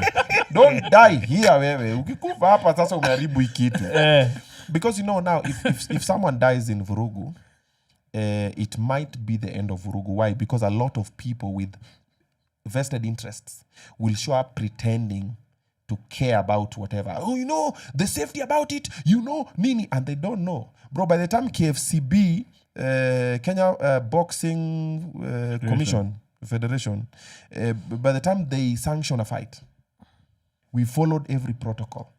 By the time they bring the judges, they bring the referee, people do medicals, bro. They check HIV, nini, eyesight, bro, everything is done. By the time you're getting in that ring, inakwanga uko sawa. So due diligence inafanywa. Nikatu ndege, by the time itoke chini, washafanya kila kitu. So ikianguka, maybe something. Makosa inakwanga. It's human error. So wakuna watu wanasiumingi because Vurugu wamenagasha una feel hatimaze hii fight ni ama unprofessionals. But by the time you're talking about the unprofessionals, you're not seeing the other. Bro, the highest grossing was Vurugu 2. I had 28 boxers. Damn. And all of them were paid. 28. So that means 26. All of them professionals. But Gashau and Phil are the only bodybuilders. But now people will not see all of the other professionals who got money and got the audience and got to box rec and got to up their game and whatever. You'll not see that. And they're paid more than market rates? Yes. Bro, I'm the highest. My platform is the one that pays boxers the highest ever. There's nobody who has paid boxers at ukiwin unalipa 100,000, ukilose unalipa 50. Hakuna. Ukipata letter. Yeah, now that's a mistake. Yeah. Do losers not get paid? You're not supposed to, but well. But now that is mine because you know you put effort and money. I know they're worth even more because you endanger your life. But now people always assume you can put 1 million shillings for everybody in the ring. Bro, that's a very expensive affair. you can't even break even. You'll make so many losses than you had need. So, Projected. yes. Vurugu 2, we had a lot of boxers in the ring who are professionals, apart from Arrowboy, Gashau and Phil. Arrowboy and the other guy. Shakib is a professional boxer. Do they reach out themselves to fight? Ama Yodhano says you guys come fight? No, so it depends. So like for Gashau and Phil, I was thinking of who I'll put in Vurugu 2. Then I said, there's a guy I interviewed, anakuja kama Viagra nini na watu wengi wanataka wampige tu. So I said, guys, I'm looking for someone to beat Gashau. Bro, within 20 minutes, I had DMs, I had calls, I had texts, I had whatever. Me pigana. Until Phil responded. Then I was like, this can be interesting. Then I now got the backstory of, girlfriend, ex, Nini, Nini, way back. They were doing bodybuilding. That's like, these two can pair. Wait, there is history? Yeah. For boxing to play well, there has to be a vendetta. For Arrowboy and Shakib, Arrowboy had reached out and told me, bro, I've seen Nini, mi pia nataka nipige nini. Kuna hii beef tulikuanga nayo na Shakib, but tunaweza hii. Then I was like, okay, I'll see what I can put together. So I thought about it, Nini, they reached out to Shakib, got his rates, Nini. Nikasema, it's kidogo, tricky. So when I was doing Vurugu 2, I was like, okay. So I reached out to Arrowboy, reached out to Shakib, they were willing, boom. Then it happened. And now we are on our way to Vurugu 3, inshallah. Yeah, man. No, itaweza sana mno. Andrew Kibe versus Selassie is the headliner. Yeah. Selassie is willing, and I said he will sign the contract, and he really wants to. We don't know about Kibe. He said he's willing, or it was posted on his socials. If he does, it will be a good thing for him and also for Selassie. Why? One, the people who follow Kibe will know that he's a man of his word when he says he will do. Two, if Kibe wins, the money will really help him. It's good money. Because you wekelea 2 to 5 meters. I wekelea 2 million, but I said I know I can get it to 5 million. But when people know they are serious, I'm sure some people will come and say, minimum nitaongezea, whatever. But the one that I can guarantee is 2 million. So the winner gets 1.5. Mwenye amepigwa anachukua 500. Oh, okay. Yeah, so it's 2 million for them. Then now we put, because also remember we have Mbavu and Somali Boxer in December as well. Also we also put some good money there as well. So Mbavu pia pateka kitu tena, you see. So if Kibe signs the contract and starts training and Ani, it'll be good for both of them. Salasia atapata vibe na hype ya kuendelea na campaign, because if he wants to run again for member of parliament, people will be talking about him until December. Whether he wins or loses is not here or there. Same to Kibe as well. So it can be a good thing for them. And do you have also any a good thing for backup Ninis just in case that didn't come through? No, see, we already had our headliners for December. See, Zimbabwe and Somali Boxer. All right. Yeah, we already have our headline for December. Oh, okay. And we didn't see the way we arranged when Mbavu pulled up on the ring and Kararua koti nimemnunulia very expensive. Kwanza Mbavu unakunda kukata kwa pesa ya December. Koti lazima hiyo pesa. Labuda! Wait, hizo fights happen. I normally, when I'm watching the stream, I normally see you. Is there a way you can do it but be in the background? Ama you'd rather the micro. No, it's not micro. It's not micro. Because I feel like you're dealing with a billion things. Going to shit. For example, Vurugu 2, my events manager showed up at 6 p.m. Was supposed to be there by noon. Akafika 6. Yeah, akafika 6, but alikuwa na watu wake ametuma hapo. So I know what I want and I've told him. So if he has told his people, it's broken telephone.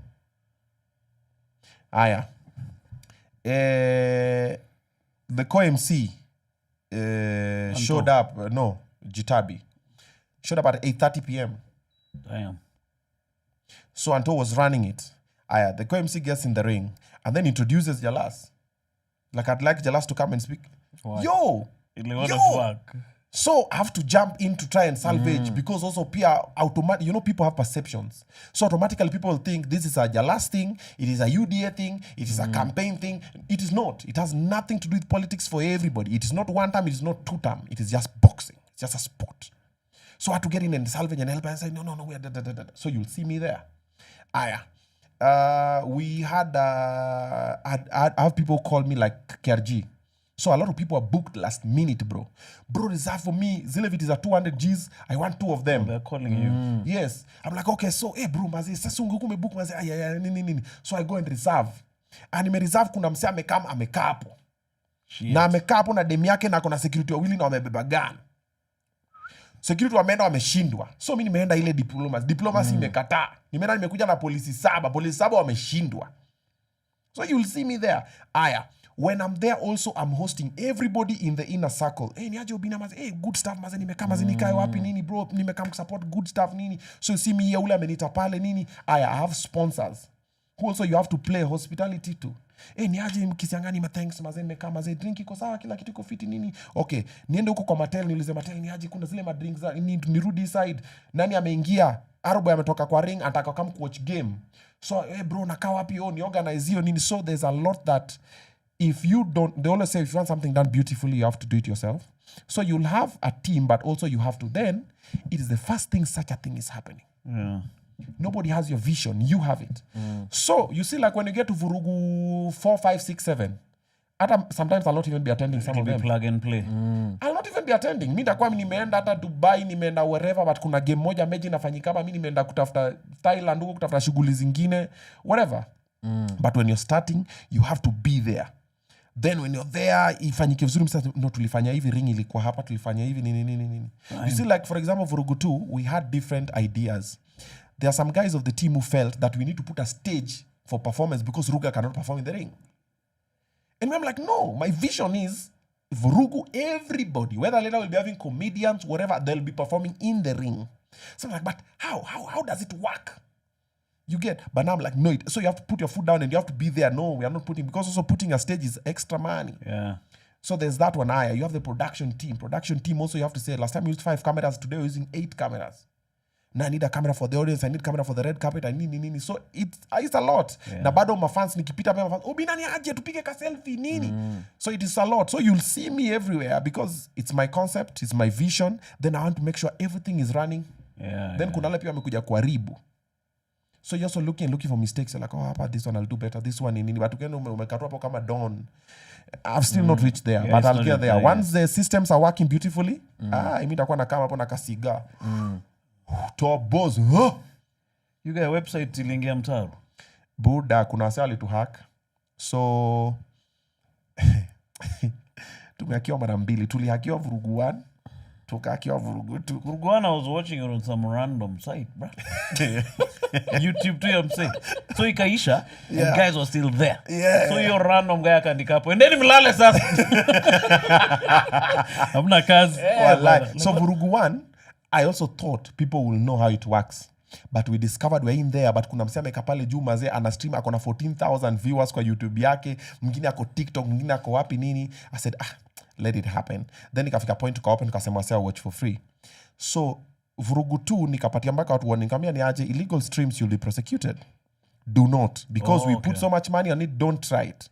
But now we put it on this. So we put it on our website, nini and everything. Bro, mtu alikuwa analipa doi na mleta you pay to Kisiangani laundry. So laundry, nimelipa dobi, carpet and tiles. So hizo message nena kwa nani? No, nilikuwa napata DM. So niko hivi, tumeka hivi kwa room yetu ya kustream. We are like about 10 different people. So mimi nakaangalia, kuna mtu amesema amelipa lakini amepata, kuna huyu. I'm like, bro, nikaangalia, nikacheki, nikasema, ni noma. Nikasema, now Rube, come. What we do, let's go on YouTube, let's put it for free for now, nini. Then these guys will find a way to give them back their money. The ones who have sent the money that we've received, nini. Let's change, teke. Bro, tulienda hivi kahang. Bro, tumeanza hivi, boom. There's a time we had over 70,000 people on YouTube. Was on fire, bro. Bro, I could have made a lot of money. I could have made good money. And that money I could have used it to now pay Vurugu 3. Bro, mungelipwa fiti. Nilikuwa nimepanga hiyo doi kikam nichukue lineup so nifanye Vurugu 3 watu wakuje waseme sasa bro sasa. But everything happens for a reason. You were bigger 70,000 people divide by 2. Sema tu atakani 30,000 people times 200 bob. Yeah, some good bread. 6. Huh? Hebu fanya engineer, bro. 6 meters, I guess. We could have gotten some good money for the game and the sport. But were you able to make some dollar bills from YouTube from the stream? Tickets? I think we made money. Did you monetize the stream? We did, but now you know when we started, the music was playing. Yeah. Other zile za nini, so tukianza kwa red carpet, nini, so hizo, So there was that part. So it was not even the way it was supposed to be, but well, we learn. Yeah, we live and learn. You learn. What if we yekele nyuma ya members? Nyuma ya members, like you have to be a member for you to. Yeah. Now you see, I didn't even know that part, but now I know. I'll consider that. Yeah. That can be. I'm like, for you to watch this stream. $5. Now that's a good thing. I didn't think of it that time. If I did, bro. Now where were you? I was here, bro. Now I know. Ruben. Now we know what to do. So what we'll do next time, if because YouTube is reliable, it has if the other part is not gonna happen, yes. Now we put members, so you just have to pay this amount for you to watch. Very nice. Umona Sport TV wenye wanafanya World Cup?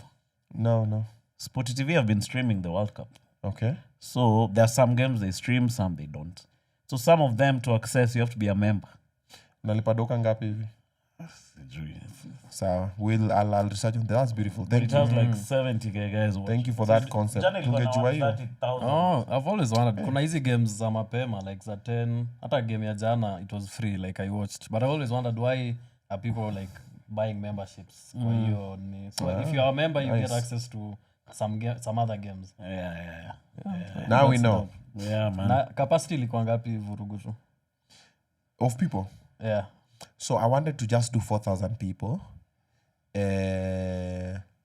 Yeah, because 3,000 ilikuwa regular, then 1,000 tukagawa, kulikuwa na exclusive tables 10, so ilikuwa like about 100 people, then VIP ilikuwa like 200, then VIP, then now the boxers, the family members, we had planned for 4,000 people. Bro, inabilipita. It was more than 4,000. Ilipita, bro. Like we sold so many tickets on the last day. It was the last minute. The last day we sold so many tickets. Before we were remaining with about maybe like 1,000 tickets before the last day. The last day we sold a lot of tickets. Me and Amizi nilikuwa tumetengeneza pesa. Okay. Okay. Yeah. But no, it spoils because if you can sell out way before. No, that's the plan. Can help with your planning. That time was short time for marketing. It was less than 2 months for us building Vurugu 2. But now you see December, by the end of August, because now I'm taking a short break, because I'm also trying to plan Vurugu 2.5. Like a mini one at BBS Mall for Somali Boxer and Muhsin. Walipigana Vurugu 2, but kuna issues at alibiwa nini, so nataka rematch yao. And I would love it to happen at BBS Mall. It may or it may not happen. If it happens, good. So after it happens, now tunatoa the official cards for December. Then early bird tickets nini. For December, I don't think if we'll have any tickets the last 1 week or last 1 month. Because if we have Mbavu and Somali Boxer, and we say official nini na to announce na nipanga wengine, because now there's someone like Mufasa and Olang, people have really wanted them to fight. Mufasa is fire, Olang is fire. Olang alipiganga Mufasa KO. So Mufasa is now pigging people KOs. So people really want their rematch. There's Okwiri, SG and Nani, like heavyweights in the boxing space. There's Maketo, Nani. So when you look at that setup, you're like, okay. We have a lot of South Africans who are showing interest. Oh, for real? Yeah, they wanted me to bring Casper Nyovest. Look, South Africa, Vunjwe, none of this was it's Casper. We are in talks with this team, but I don't think if it will be possible. Julie Maziwa ni mrefu. Yeah. Casper is also quite good. Fire, na pia amekuwa na win machampe huko. Tanzanians bro tuko na Mandonga. Puni Mandonga, Mandonga mtukazi. Yeah, Puni Mandonga. I just don't know who to pair him with, but we'll get somebody. Probably I'll get another Ugandan. Now we already have a Somalian. There's a South Sudanese who's interested. There's a Rwandese who's interested. There's a Nigerian who's interested. So for December, it'll be Africa. And it'll be huge. And when I'll make an announcement. There's something we are doing that is very interesting. It has never happened before. You'll see. So probably by the end of August. And when that happens and we release the tickets mapema, bro, usipochukua mapema wait and there. You guys so that at least we know mapema, tupange mapema, we organize everything nicely. Yeah. You guys, shout out to you, man. You're doing a good job, my guy. Let me ask you, when you're coming up with the lineup and nini, because we have obviously the purist side of boxers, like we want professionals, but it's the Gashaus and the Arrow boys who are selling tickets and nini. So where do you find that balance? Because ukiamua kufanya like a professional boxing event unamtukaa mbavu like kuna wase wanajua hype ni like how important are those people considering wase wako like hawa wase wanaharibu ni but they are selling tickets, they are bringing hype. No, wanaharibu aje. You know now that is now what you get because this is what I would say, everybody's right but from their perception. So nataka organize yako ya mapiwa nini we piga tu. Mimi ya kustopisha. But like I've said, Vurugu 2 I had 28 boxers. Only 3 were not professional. So if you don't see the big number, bro, you'll ride a horse 100 times, fall off it once. You'll always remember the day you fell off. You'll not remember the 100 times where you are just on the back of the horse riding. Well, now that's the problem with people. They look at the part they assume is bad. But everything needs hype to sell. Bro, everything needs hype. Why do you see adverts on TV? Kwa nini tuko na billboards hapa kwa barabara? You need hype. Lazima siku hizi uende uweke picha msichana mrembo kwa billboard na mtu angalia upate kumbe mnauza salad ni mafuta ya kupika. You have to, there's something that attracts. So what attracts is Kisiangani akona beef na halaiki. Hapo Bashir na Kisiangani wako say oh wow. But now chini yenyu na Oga Obinna na Munez na nani. Sasa hao ni professional. So we are using you to propel these other people. Yeah. But if you don't see it like that, someone is like, you see even a jet for you to take off, it has to run fast, then it takes off. Someone says, hapana, we just want to fire the engines. No. You have to taxi fast, then you quick runway, you build momentum, then something has to push the other one. So what we are doing with akina nani in a gun setup is the hammer. Ikigonga ndio sayo bullet ina ignite ile gunpowder kwa cartridge inasukuma bullet. So your gunpowder na your cartridge hapo ni akina mbavu, akina gashau and the rest. But ikipiga now the bullet what goes? Bro, boxers right now are living la vida loca. Bro, everybody's a boxer. I've never known we have so many boxers. Bro, I have DMs, I have texts, I have whatever, bro, calls. Oh, there's a friend of mine who's a boxer. Nina has been boxing, nini. And the president of the boxing commission, Ndolo, is like, we're doing a good thing. Yeah. So if you are not the president of the boxing, unasema nini? Utaingia na nani? Utaingia na King Kaka, bro. Mimi ndapiga mseva sana.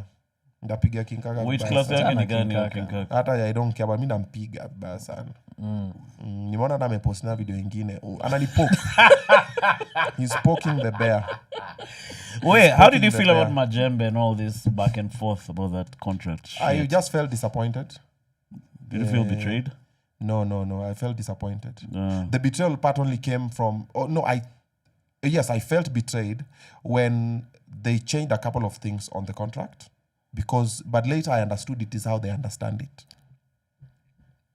The part that I saw many people were not understanding until now is the in perpetuity. Papa, unajua amesema anataka kum-own forever. No. Your rasa. Yeah. They can own the image of this rasa in perpetuity. Yeah. Uh-huh. So now that is what they didn't understand. But your ignorance is not my responsibility. Yeah. Because I had explained. I was like, So for the ones who are still in the gutter, this is what it means. Actually, that thing was written. What was that, Klaus? I wish I would just open it and make you understand your contract. Iko. So let me just read it. So isikwe that nime misquote. Ikawa. We bana tulikuwa na waseso sita hapa hivi at some moment. Shout out 600 hit such numbers. Na mtu anaona iko chini. Cheki kuna shida na sound. Mbona only 600? Don't change your thumbnail. Ebu weka. When Obinna an operator on a higher level where anaongelea do. No, so sita 700 sasa anaongelea 1000. Nigga. Bezo matibiti zako zoni bamba bro. Damn. Bezo msona mapicha za mzee za kitabu. Ameheshimia kangapi? Ameheshimia maisha mingi sana. We bana. But ana different version of Obinna. 16 Goa subscribers by deck inafika 30k. Wewe unaingia ring na nani yega? Mimi. Obviously mimi nitakumada yega. Mwafu. Yeah bana. Mwafu atakuvaa you guy. Mwafu hizi nani wezi atakupiga vibaya sana. Tamvunja alafu nimwambia. So down niko live as you can see Kisiangani yako hapa down nimempigia hiyo. Tamvunja alafu nimwambia apige rapture simu immediately. No, Mwafu atakupea rapture. It will be a rapture. Check piga rapture. Haya mwambie pole. Tuwe realistic. Unaweza chukua podcaster mgani? Labda Ian you guy. I think we're the same weight class man. Nimepata. Media is clause 6. Okay. Clause 6, media, content, and intellectual property rights. Promoter ownership, that's 6.1. All intellectual property in the ultimate arena Vurugu brand. Event format, footage, content, and associated materials shall remain the exclusive property of Obinna TV Studios. Nothing in this agreement shall be considered to be construed as transfer or assignment of intellectual property rights to the fighter. Okay. 6.2, grant of rights by fighter. The fighter hereby grants the promoter worldwide, royalty-free, irrevocable, perpetual license to use the fighter's name, likeness, image, voice, performance, and biographical information for the purposes of. Sasa hapo ndo kizungu kapotea watu wengi. Live and recorded broadcast of the bout and the event via all media platforms, including IPTV, pay-per-view, streaming, and YouTube. Pre-event, post-event, promotional content, press releases, social media, and marketing materials, behind-the-scenes BTS and training camps, content produced by the promoter, post-event recap videos and highlights reels, the title sponsors and any approved sponsors' commercial activities in connection with the event. Ndio hapa. In connection with the event. So, that is what most people are misunderstanding when they say, oh, anataka image rights nini. It was in connection with the event. Vurugu event. It was in the contract. In the event. That's why later I did a video and told them, do all the interviews you want to do, but read the contract as is. Yes, kama understand patia lawyer akueleweshe nini, it was with the event. There's no way to say we're just going to use you. No, with the event. The Vurugu event. The event. We are promoting it.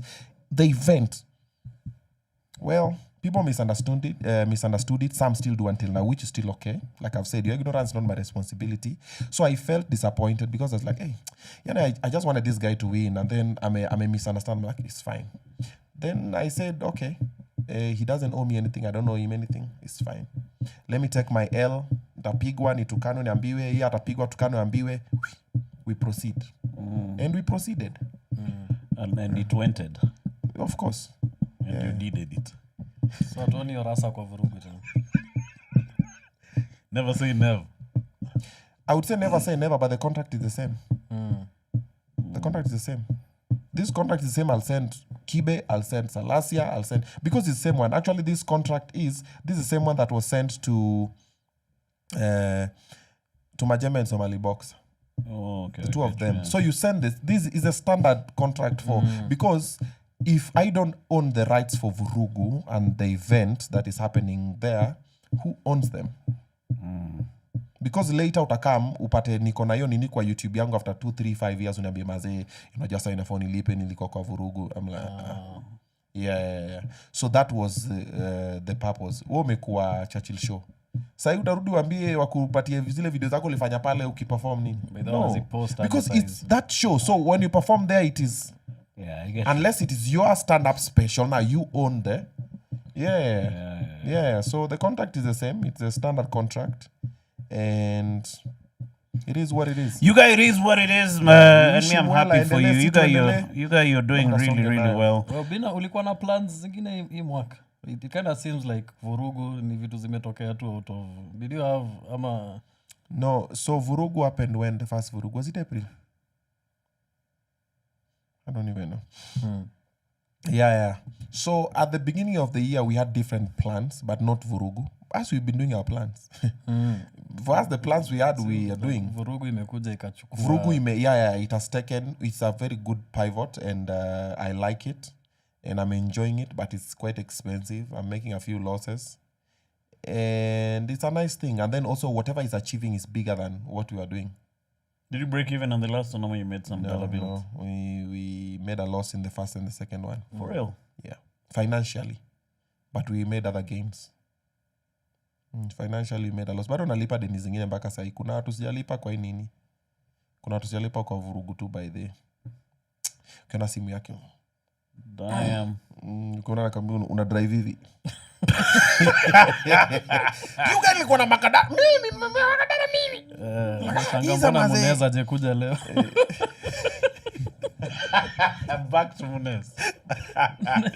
Yeah. But eventually, I'm sure it'll No, take down. it will, because even this other one is called, which UFC, wrestling, they made a few losses. There's a time they were, one of them was about to get into bankruptcy. I think it was WWE.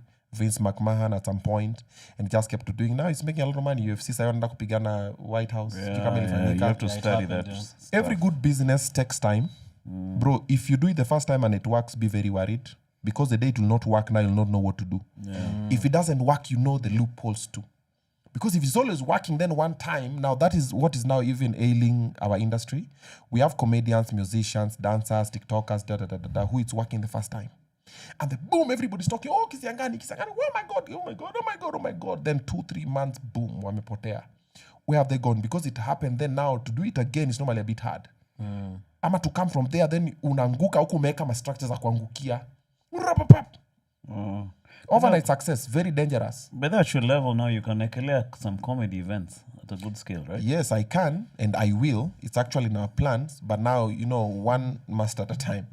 Wata kwanza vurugu ishike barabara yake, then now we say, okay, now let's throw this in, because all of them involve money, and it's not small money. Yeah, all of them, kama Simon, if you know somebody, we can do very beautiful comedy festivals. Can be amazing. We can do tours in the country, outside the country, and people really want that. Even music. Yeah, Kenya inakuanga country ya vibe. But Kenya vibe yao ni leo, kesho wanaongea about something else. Kesho ni stima impotoka kwa police station zote. Wajalipa KPLC. Then kidogo sijui nani ametoa milioni ngapi kwa fundraiser gani. Kidogo nani anatukanwa, kidogo ni Obinna anatukanwa, kidogo Obinna for president, kidogo Yeah. We maze, vurugu aside maze, hizi mamunjo you guy. Ni za kweli ama ni kipindi bra? Nilikuwa nakupiga mamunjo hapo kwa studio mzee you guy. Uliona mzee? Mimi mzee teki.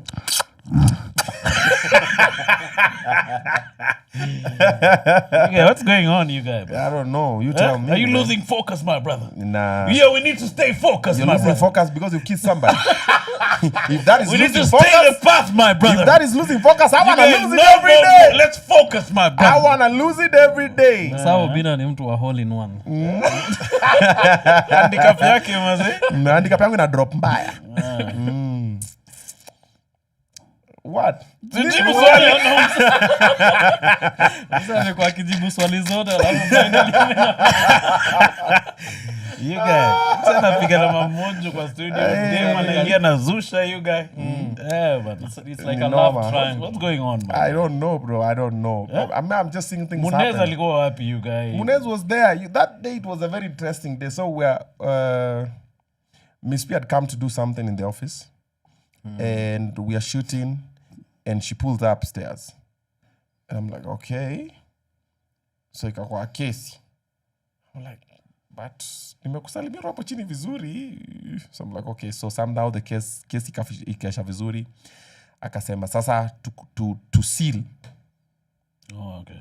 But I think a day before I'd posted about King Kaka. Kasema ndamvaa vibaya sana. Navaa kama bra. So dust is constant. For example, lads. Nini? I don't know after words. Jana Obinna amenyamaza.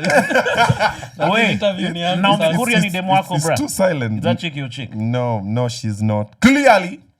Yeah, so and I saw the video for King Kaka jam. Nikasema ni nini bana. So nikafanya video. So the following day, I think is now when Miss P came the studio, and she's like, okay, now let's seal this. And then the peck happened. It was a peck, guys. Be very... Oh, iko munjo. It was a peck on the lips. There were no tongues involved. There could have been. There were no tongues involved. And then... Sungambia kina nani watoke hapo bra? Angetoka nafunza kukisi. Mtumishi you guys wakati hapo na kuangalia viwia. Unaweza tu mate hapo. Nafunza kukisi. Tokeni hapa nyinyi. Dapa man. But wakitoka tuko na kamera ka 15 pale. So bado kuna cameramen. So unakufa gari kufa. Obinna pay for me rent. But shout out to you. You put those guys on. Like you keep trying different energies. Shout out to Dapa man. Yes. Dapa is now a superstar. Mtumishi we are reinventing him. and it's working. And somehow their combination Waluya Wawili, it's working. And I'm like, oh, okay, that's interesting. Yeah. How many shows do you have, you guys? We have too many, bro. You still do Kula Kula? No. Kula Kula is what morphed into Obinna Show Live. Because now we don't really eat. Saina kula tu gumzo. Yeah. But kuna kanywaji. We have Obinna Show Live on Monday. We have the Obinnas, which sometimes Tuesday, Sunday. After every 2 days, there's an episode on the Obinnas. Every Wednesday, like today, now we are shooting a new show that is starting in about maybe this month. We've been shooting it for the last 3 weeks. Then there is Reba as well that will go live today at 3 p.m. Then there is Pop the Balloon every Friday. Then there is Pepe Tanga every Saturday. Then there is Obinna TV Sports. That's new, right? No, it's been there. It's been there. But I'm not the one hosting. There is Obinna TV Updates. There is Hot Takes. Nimesahau Shogani. I feel like there's a show I've forgotten. How many guys do you have on your payroll? Hey, many. They used to be 28. I fired some, I've hired more. Okay. So now wanafika, my direct employees at the office are around 30. But now outside, about 50 people. Because now we have different people. For example, we have my house manager, I have a driver, I have another security, I have a stylist, I have security yuko home, kuna msana anasaidia mom, kuna this other business, there is someone. So about total of 50 different people. They stress you out? Kiamka's boy. No, having employees doesn't stress me. Paying them stresses me. That's the thing. It does, because when it gets to end month, people don't really care what's going on in your life. Did you make money? Did you make a loss? Me, I just want money. And then not everybody is passionate about what you want. Them, they want to do what the bare minimum. So me boru nione kwa ofisi. I'm just hovering around. I like I'm doing something, but I'm not really doing anything. But 10 months, minangoja kichele yangu. There's a couple of people, even in my office, that I pay and I don't really understand what they do. There's like 3 employees. Mi wacheki tu. I'm like, sasa hawa nikiwa fire, sasa wanaenda wapi? But mi kwa zile, we will figure something out. But wanakuanga kutu hapo tu. Unamwona tu. Sujaribu funga hii light. But hajaifunga fiti. Yeah. So that's the way employees are. So employees always unavurugana tu nao. And then employees are only loyal as long as you're paying them. Wakitoka tena ni madui wako. So unaambia mtu, bro, nataka uoshe hiki kombe na hiki kombe na hiki kombe. Kesho nakuja nakwambia the same thing. Kesho kutu nakwambia the same thing. Siku nyingine nikichoka nakwambia, bro, uoshangi kitu bana, wewe ishia. Wacha nichakule mwingine uoshe kitu. Sasa wewe tena unanijamia. Sasa mimi ndo adui yako. You kwenda huko sasa wewe pia. Sasa uko zile za. Yeah, it comes with the territory, bro. It comes. So when you're a boss, there are some decisions you have to make. Not all of them will please everybody. Sometimes you have to fire a couple of people. There's something I was told. I saw it in an interview, or I read it, that if you keep having the wrong employee, you'll be paying someone to do their job. I get you. You have the wrong employee. Umejua vizuri umsea juu kosha vyombo. But uko nae. So kuna mtu mwingine anamoshanga hizo vyombo. But yako tu. So it's extra expenses. It's a liability. He or she got to go. So tupate msatosha vyombo vizuri. Yeah. So you have to make a decision like that one, useme zile ni aje. Wewe hujakuwa kushusha vyombo, wewe tembea. Yeah. Na Obinna niko nakwambia, like I've seen so many, like you've lived so many lives. Every now and then I see a clip of you nini to dready. Like I just want to know the shift ili happen aje, like from you being that slender dready nini to this. No, not even a shift. The thing about me is I experiment. Me, I'm living, bro. Me, I'm living my dream life. Me, I don't know about you guys. But me, the life I'm living is the life I've always wanted to live. Me, I'll wake up tomorrow and nasema nataka kuchukua Jordan. Nataka kama Madrid, ndeka Madrid. Nikitaka kwenda wherever nitaenda. Niamke kesho niseme nataka kwenda Dubai, nataka kwenda wherever. US ndo kidogo tricky juu. Wale ni nyima visa, but well. A while ago I went there. Nilidanganya. Aliuliza, so where else have you traveled? Yeah, I've been going, Canada, UK. So okay, good. So sorry to say, but we'll not allow you this time. Akanipatia some pink slip. But even I was really not so much into going that time. I imagine I was not even pissed. I was just like, It wasn't the I time. kind of expected to be denied. Because mimi aliambia ukienda pale, waambie travel, waambie umeenda nini. Kumbe msema amefunga tu passport yako kona rabasta 2. Moja ya Tanzania. Wallahi akasema jamaa Arusha ndio place anasema. Yeah. So my life is experiments. So everything you see, I'll be in the gym. Tomorrow I'll be doing kickboxing. I'll be playing golf. Kidogo I want to do swimming. Right now I want to learn guitar and I want to get a vocal coach. I already got a teacher for guitar to negotiate too. I want to get a vocal coach. So kuna siku nakuja, oh my God, Obinna, but nidaro. I've done my degree now. I'm doing my masters. Me, I'm just living. Me, I'm just everything. I'm just like, okay, so if I can do it, why not? Then the question, I really wanted to DJ. No. I wanted to, I learned it, I know how to DJ, I DJ'd. I played really well. It's just now I don't have too much time on the wheels of steel. Yeah. But if I get serious with it, then we also have another show called MUD, Most Underrated DJs. So I told you guys, I'm feeling there's a kashoni mesau mali. Yeah, that's for the DJs as well. But I started the episode 1. When you let DJ wa Uganda lichomanga, nikamwambia bro, fanya hivi. Kama mimi ni comedian na DJ, fanya hivi ma transition.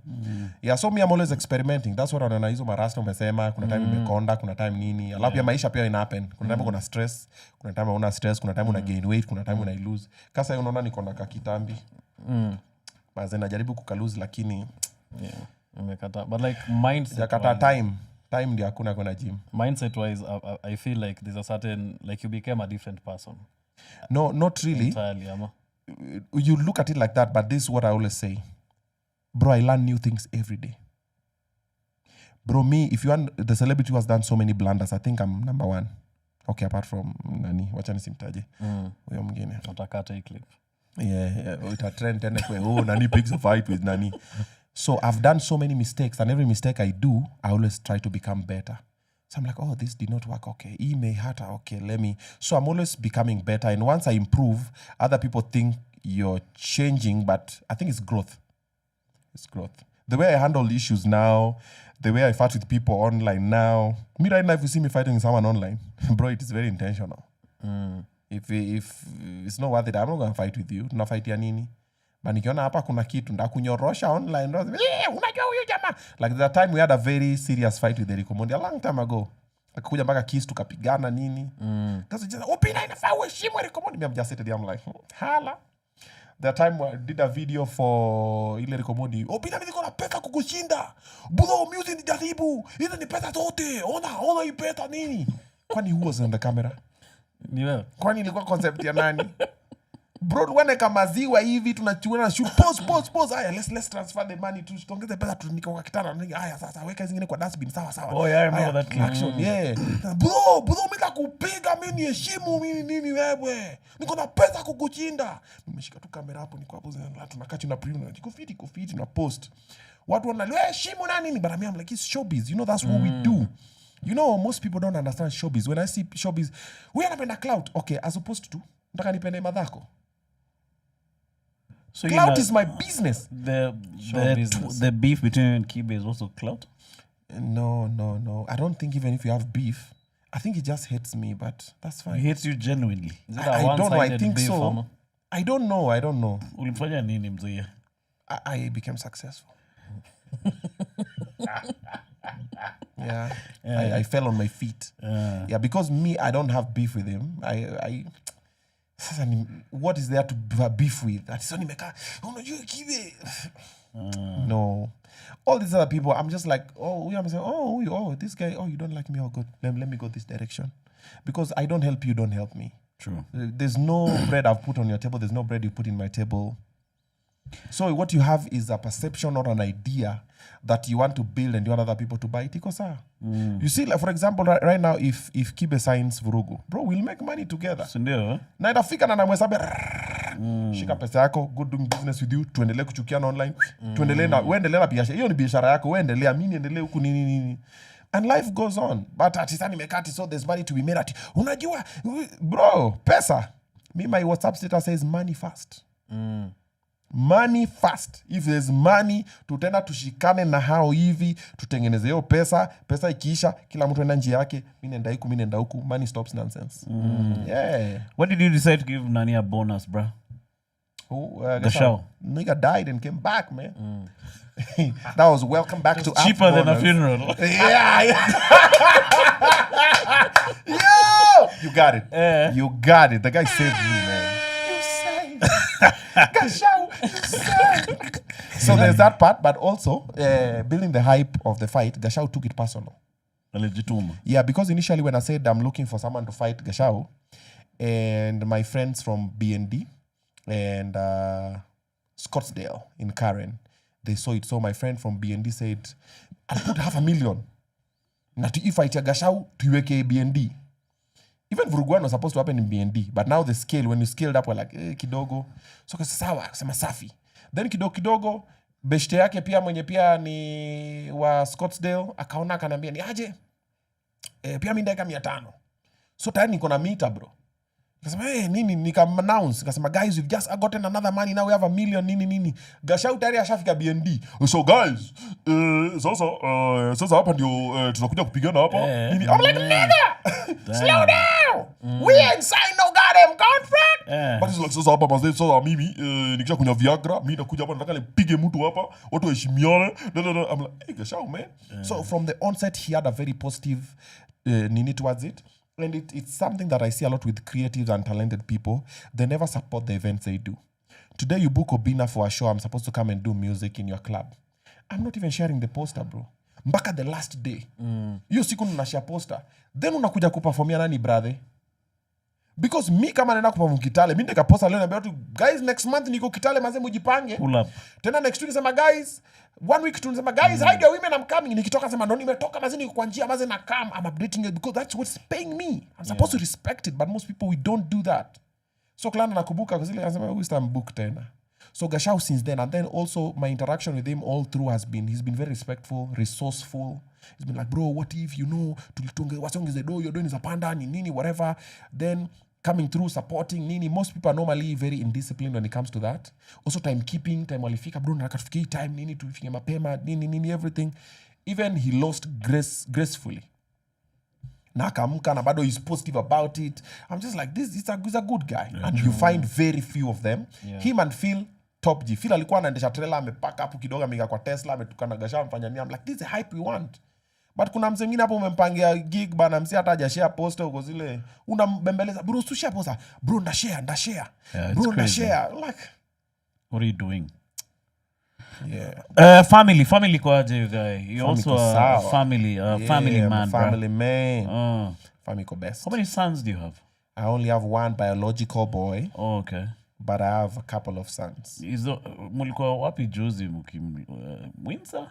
Yeah, we are at Windsor. We're playing golf at Windsor. Yeah, oh, okay. Yeah. Before he went back from midterm, he was in midterm. I play a lot of golf with him. He's a very good golfer. How old is he now? He's 14. Shout out to him, man. Do you switch it up when you're with him from when you're with the girls? No, Liron is not 14. Liron is supposed to be turning 16. Yeah, because I got him when I was 20. And I've just turned 36. So he's around 15, yeah. Oh, okay. Wait. Usdalia najua. At least unajua. 2011. Oh, you tattooed the 5th dates there? Yes, 8. Uni wengi, bro. Zilitosha? No, hajatosha because he signed. Ndo ongeza size ya mkono. Tuende jipu ongeza mkono ndio iko na space. Uni mtoto mgani huyu? Uni ka last born. Yeah, so do I switch up when I'm with women? No, with the girls, obviously you have to treat them different. Oh, unasema girls? Yeah. Like my daughters. Yes. Useme daughters, ukisema girls, man. They are the girls who are your daughters. Kwa Miss B. Bana. Nilikwambia stay focused, my brother. We gotta stay focused, I'm focused, but that's my focus. My focus is not your focus. Not so much, but when I'm with him, we are different. When you're with the girls, we are a bit different. When I'm with him, I'm trying to make him into a man. Yeah, true. So, and not when you're with the girls, and even when I'm with other women, even cousins, sisters, aunties, employees, I behave in a certain way because there's something I want him to understand. A few lessons. One, kindness goes a long way. Women need us to protect them and provide. So my son always sees me paying bills everywhere. Anaonanga tu dad, as a man you have to. You know, I gave him pocket money juzi venye mashule zilitoka kwa zinachoma shule, si wakatuma pia home, wakaambia yenye endeni kidogo before mchome step. Shakarudi shule, nikampiga pocket money. Wakaka shule sijui less than a week, wakakuja midterm. Then they're about to go back to school telling me, but dad, sasa ile pocket money. I'm like, kitao ama kini. Cheza chini. Ndio unataka ku understand context. Because Bunanga alikuwa ananichapa kisotano for the whole time. Your dad was rich. Your dad was rich. Mimi nilikuwa napewa 30 bob. Mimi nilipewa 30 bob. Hiyo time ilikuwa pesa mingi. Yeah, it was a lot of money. Tini mjinga ati. Mbona mnaangusha historia? Kumsi hajasafa, si ndio? Nilikuwa napewa 30 bob. So he came back akasema. So he came back and said, dad, sasa pocket money. Nikamwambia bana, si nimekupeleka shule juzi na nimekupata maziwa fiti. Ambia tulikuwa tumeenda Sarit na the girls nikawabai sijui nini. So mimi I'm like, that's my man. So alienda kuspoil my sister wake. I'm like, okay. So nikapiga sababu hizo vitaliambia, okay. Mbona sawa, I'll see ndambia commercial control. Yeah. But he's very responsible, he's very resourceful, he's respectful, he's kind, he protects the sisters, he's always just there. Hata juzi alikuwa ananiambia tukiwa tu Windsor, dad, unajua nilikuwa nafikiria venye kitambo nilikuwa nangangana na kina Adas juu story ya TV nini. Sasa ndio na realize alikuwa anafanya vitu za ufala. Anambia, sasa unacheki? Ame break voice. Yeah, that's the way he talks now. Yeah. I'm like, sasa unacheki? I'm like, yeah, maze, nilikuwa nangangana nao vitu zingine hapo maze, I feel so bad. I'm like, yeah. Do you beat your twanga your toys? Achana na beat discipline. Discipline. Yes, I do. But I haven't done it in a long while. Nowadays we have tumefika in a very place where I don't have to. Say just what do you think you're doing? Okay. What did you agree? Let's do better, sindio? Sawa, let's move. Then it never happens again. We don't shout in my house, we don't, but viboko now wamepata kadhaa. Mimi ni parent wa kiboko. No, lazima uchape mse once na anajua, mse akisemanga anasema nilete belt. Amejua italipuka. They have to test you. And that is what most children do with their mothers, because mothers are always screaming, but barking dogs never bite. Najua tu mama ata complain. Da. So that's why most kids who don't have a father figure who's present and really wants to be a good dad and a present dad, watoi wanakuwa kidogo sketchy. It's very hard for you to find a child who has both parents, dad and mom, constantly ame lose. Of course there's some bad seeds. Kuna tu wale wenye hata mom ni pastor, dad ni pastor, hata kwa tu mwizi ama gaidi ama whatever. But discipline has to be there. Even in the Bible, spare the rod, spoil the child. So kiboko ni important, very, but usichapo watoto mpaka kwe sasa wewe ni disciplinarian. Be a friend, be a dad when it needs to be a disciplinarian, be a coach, be a protector, be a provider, the whole shebang. Now, the only complication nakuanga when now I need to discipline the other kids that I've adopted, because I don't even think I have disciplined any of them. Because wanaonanga tu, now wanaambianga, dad, taki. Watu naruka juu ya meza, dad, wanaambiwanga. So unapata, so mimi nianze kuchapa mtoi, nimeadopt, na feelingi tu, itakuwa nikana mtesa. So naambianga tu, miona chapa watu hapa, hujaambiwa? Hebu mwambieni. Nikuja tu react when nilipiga bro wako. So unaona ukiendelea hivi ndo nitakuvunja. No, you don't record. Vurugu digs. Vurugu whips. We have vurugu at home. No, but you're doing well. I think it's a lot of responsibility raising to in this era, bro. Yes, it is. It is. Did it make you think of what you say online? Because me say a lot of shit over here, So I wonder do too. if nikipata mtoi, if I'll switch it up. No, I do too. But now the thing is this. You can't protect your kids so much. And you can't remove all the obstacles from their way. They'll not know how to deal with them when they come. Yeah. You can't clear the path. I don't curse. I don't say these other words. You will. He will. But I'm on YouTube, Instagram, TikTok, Snapchat, Nini, whatever. Oh, so go watch a movie. Fuck. No. I don't. How about say okay. No. Sorry. No. Yeah. Where? Liron. Karibu nisemeka. Hawa wanafuta bangi. Technically sikupate ukiona hiyo particular podcast. Yes, Yeah. So also as a father, there's just a responsibility. There's some things you can't do and say, but sometimes you have slip of tongue. You'll do a few things. You say a few curse words sometimes. Sema umejikonga kwa kitu. Shit. I was like, Dad. Hata nyi mmeona Yeah, but now my kids are in a place where they understand me. I try to let them see. They've seen me go through shit, bro. Me and my kids. Ooh. They've seen me go through baby mama drama. They've seen me go through relationship trauma, heartbreak. They've nursed me. I've nursed them. Umepitia pamoja. Pamoja mpaka wanaanza zile I love you, man. And, you know, me when I tell you I love you, you know it's real because... Kuna time ulikuwa na busy ya gas, huh? Yes. Nilikuwa na butchery. Watu wakana buy hizo nyama. Kulamanga nyama zinaoza. Kuna siku bana nimebuy matumbo bana ya 1,000 or something. Nipeleke kwa butchery bana. Nobody bought that shit. It was smelling like shit. we had to eat that shit. Yukula matumbo dry, matumbo wet, matumbo tumbukiza, matumbo whatever. Then hapo kando nilikuwa nikaeka hoteli, nikaeka magas cylinder, nikaeka clothes, nimeuza manguo. Kuna time nikabai mpaka pub, nimekuwa na pub huko Umo, nimekuwa na wines and spirits. What else have I? Nimeuza movies. Bro, nimekuwa No, so who's the gas at mzee? Si ndio naandika Kwenye list. Kuna list hapo. Utapika na Afri wewe. Unapika leo Afrika za ishi kisha unafuta ile nyingine. Leta mtu mwingine mzee. Having kids helped you with your work ethic? I don't think so. I think my work ethic has just been about what I want to achieve. Me, I love money. So for me to get the money, I have to show up on time. And for me to get paid better than you, I have to outwork you. And I have to outthink you. And I have to try. And I'm like, what is Kisiangani doing better? Let me try and add this one on this one. Because you can't reinvent the wheel. What you're doing is what I'm doing. This podcast is what Mwaf is doing. Mic check. I'm doing. And so on and so forth. But why is this different from that one? So just have to add. Sana, bro. Nilido nini yo? Maze umepiga vurugu, eh? Yeah. I think it was on a Saturday night, Yeah, right? yeah. Mimi nilikuwa ocha. So maze mimi niko ocha na relax na unapiga pod on Monday. Maze take me uta nichomea picha man. You're not resting? Yeah. Expose. Yo tulipiga nikapiga pod Monday tukarecord pia riba hiyo Monday because Tuesday I was going to Rwanda. Then I was back I think on Thursday or Friday I was shooting something, doing something. But now for me it's different because what I love. So me was feel kama try to I think 2 or 3 hours but I feel there's a lot we have new spoken about. Nataka niwapatie my questions. Nimesi muniulize story. Kiruto style. A better question would be. Yeah, but kid gives you purpose. Me, I'm always like, I want my kids, before I die, I want one of my kids to go to an international school. St. Andrew's tour. Yeah, I want to pay like a meal or like 2 or 3 million shillings per term. Like my son, I told my son, I really would want him to go to college outside the country.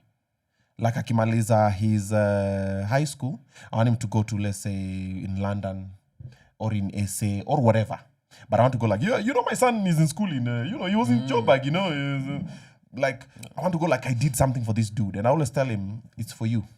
Me, I'm living my life. Me, I've always wanted to live this life. Me, I'm okay. If I get a bigger house, better. Everything I'm getting now is bigger, better. But the necessities that I wanted to get that I didn't have before, I have. I can eat 3 meals a day. I can dress.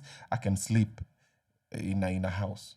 So if I want a bigger, nini like this one, apartments, sawa. If I want a mansion, sawa. It's just bigger. If I want a bigger car, sawa. But now what I want, so for you guys is you decide what you want. But now when I get up, I'm like, ile ule mtoya maintain kwa ile shule, ile fee maze. Because me, if I calculate the school fees for all the kids, and somehow I always just pay it. I don't know why. Yeah. I have 16 toys. I don't know how I pay for those people. I have no idea. Umoshi nafika umoshi anambia unajua kina nani warudi shule tunadaiwa 50. Kina nani side huku ni 30. Hapa kuna 10. Ule uniform yake, ule sijui mamake alisema nini, ule nini naambia taona. Natuma kaso namwambia control weka depo ni nini. Kidogo nimetuma 50 weka ile huyu umefanya shopping nini. Before you know it everything is just and next time we do the same and we just add even more kids and I'm just like yo. And somehow it just works out. So kids give you purpose. For me, at least they did. Some people, they make them lose direction. And me, they give me. Those are the most genuine people I have.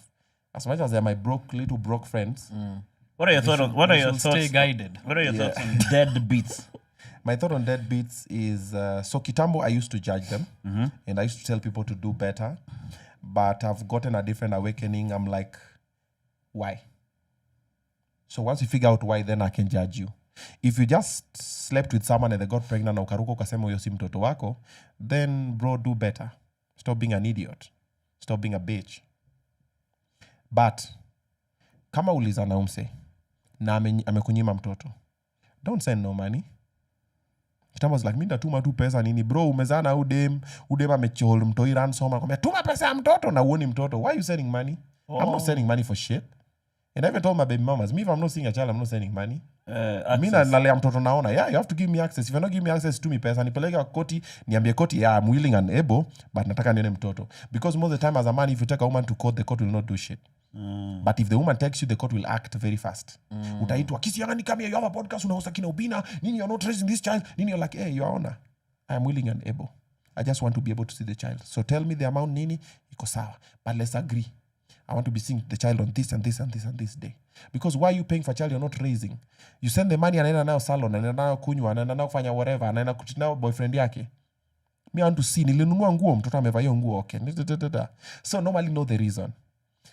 Once you know the reason, is now when you can judge. Most of the men have kids that they were not ready for, including myself. There's none of my kids that I sat down and said, now I want to make somebody pregnant. It happened. And I was like, okay, you're pregnant? Okay, cool. Let's try. And we try and things happen. Things didn't work out.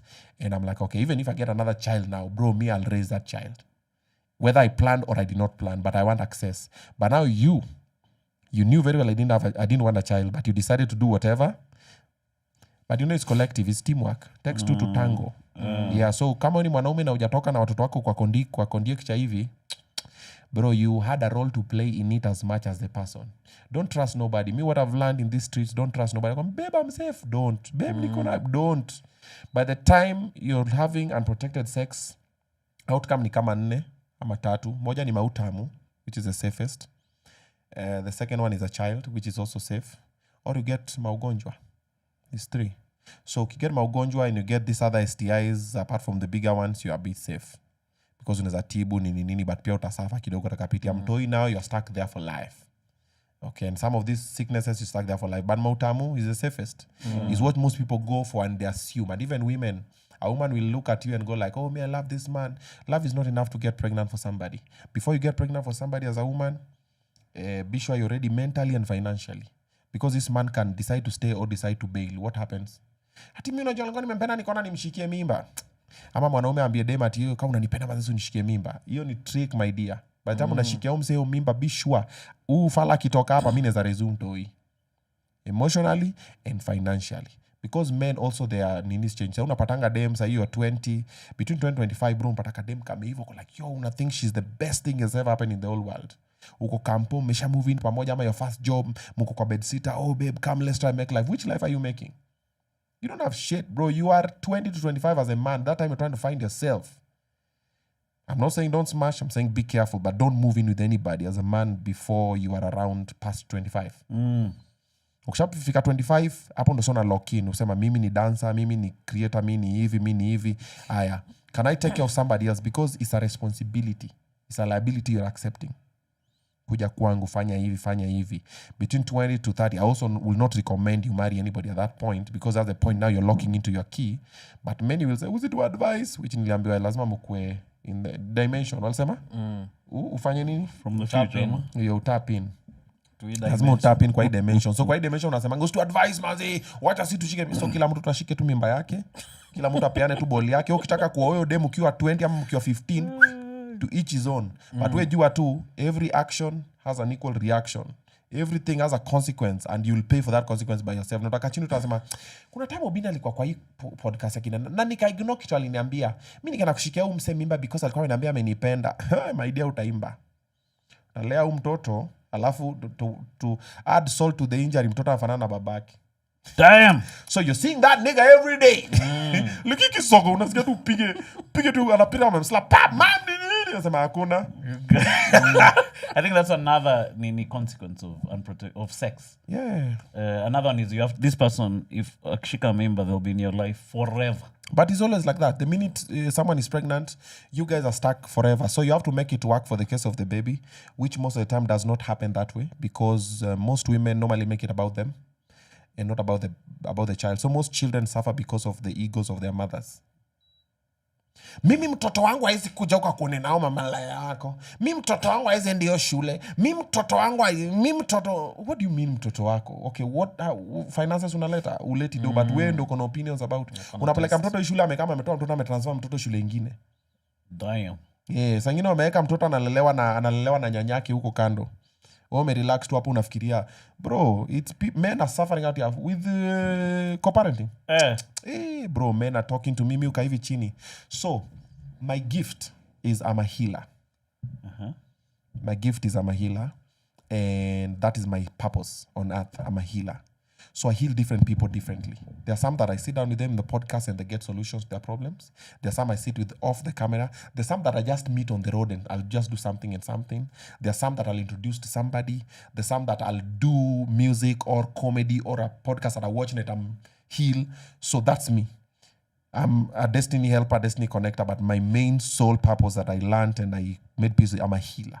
So I absorb a lot of people's problems. Emotional, financial, physical, those, nini, and that one. Mi nikikaa hivi na kuna mtoi hapa atakama hapa. Nikapa na kuna mnyama hapa, cat nini zitakuja hapa. Some I attract animals and children and people. I sit down with strangers, bro, they just tell me things. Unakanga tu kwa golf, mecheza golf, I'm say, kidogo katika tu kama you know, this thing was stressing me, nini, by the time naisha goshama nita kumpatia therapy. But now that therapy for me works for other people, not for me. Mganga jigangui.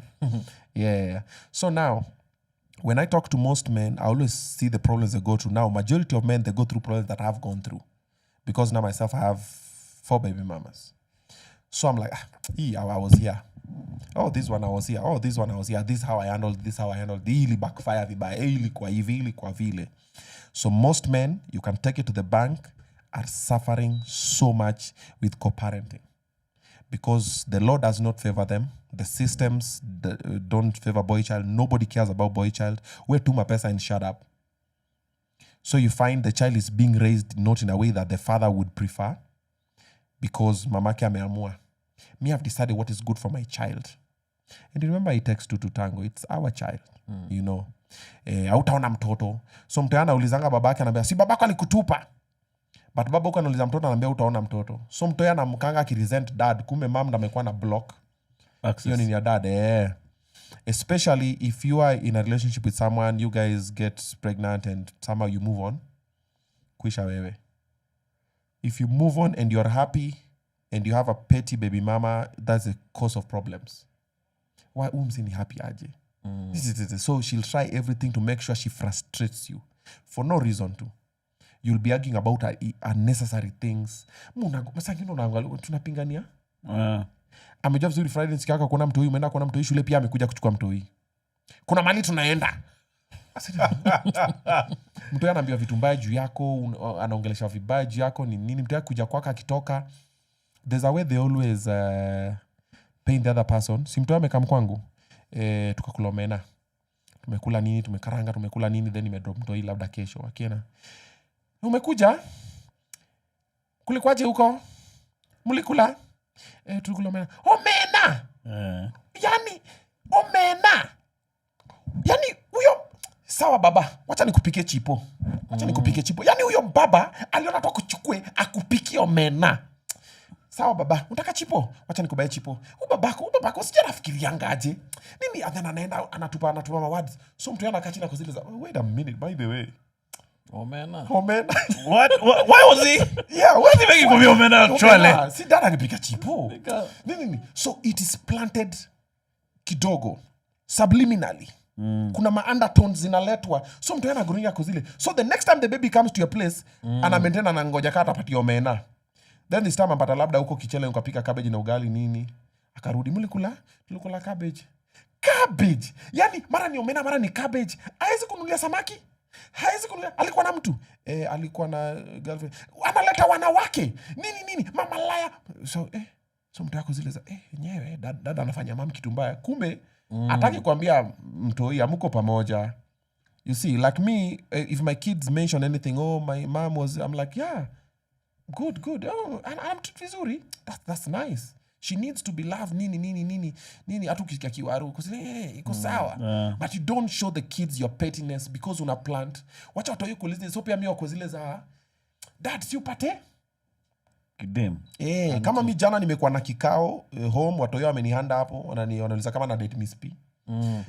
Because they called me. So the day the kiss happened, they called me. I even had the recording. Where did I play the recording? I think I played it on the show something. And they're like, Dad, tumeona kiss. Where? They were so happy for me. They're like, hey, Maka, they're trying to imitate that one. Like, unaenda hivi, where? Alafu Adaka nambia, ebu flip camera hivi. I have the video. Flip camera hivi tuone. Kuflip wakona Miss P. Wakanini. So later they're like, Dad, are you dating Miss P? Are you and Miss P like? And then on the side, it's like our vibe will vibe. So Brianna was telling me, it's like our vibe will vibe. Brianna was doing that yesterday night. Like our vibe will vibe, you know. No, it was mchana because yesterday they didn't go to school because of Mandamano. It was around lunchtime. So tumepause movie. So wanani yalo. So akwaje, how is she? Is she big? Nini nambia no, whatever. So what do you think? What type of person is she? So when you look at it, you're like, oh, they're excited about this thing.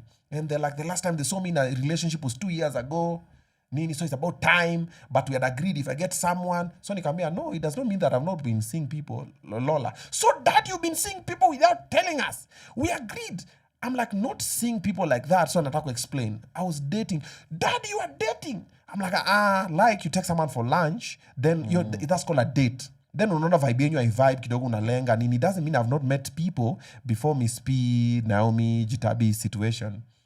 So that has been, but I've not dated. I'm like, hey, but Dad, wepi nafasa yu tafute mtu sasa, you know, nini. Lakini venye tuli agree, but somehow, you know, we had agreed that if I find someone, nisimlete kwa hao. Tukasema nikitafuta mtu nimweke huko.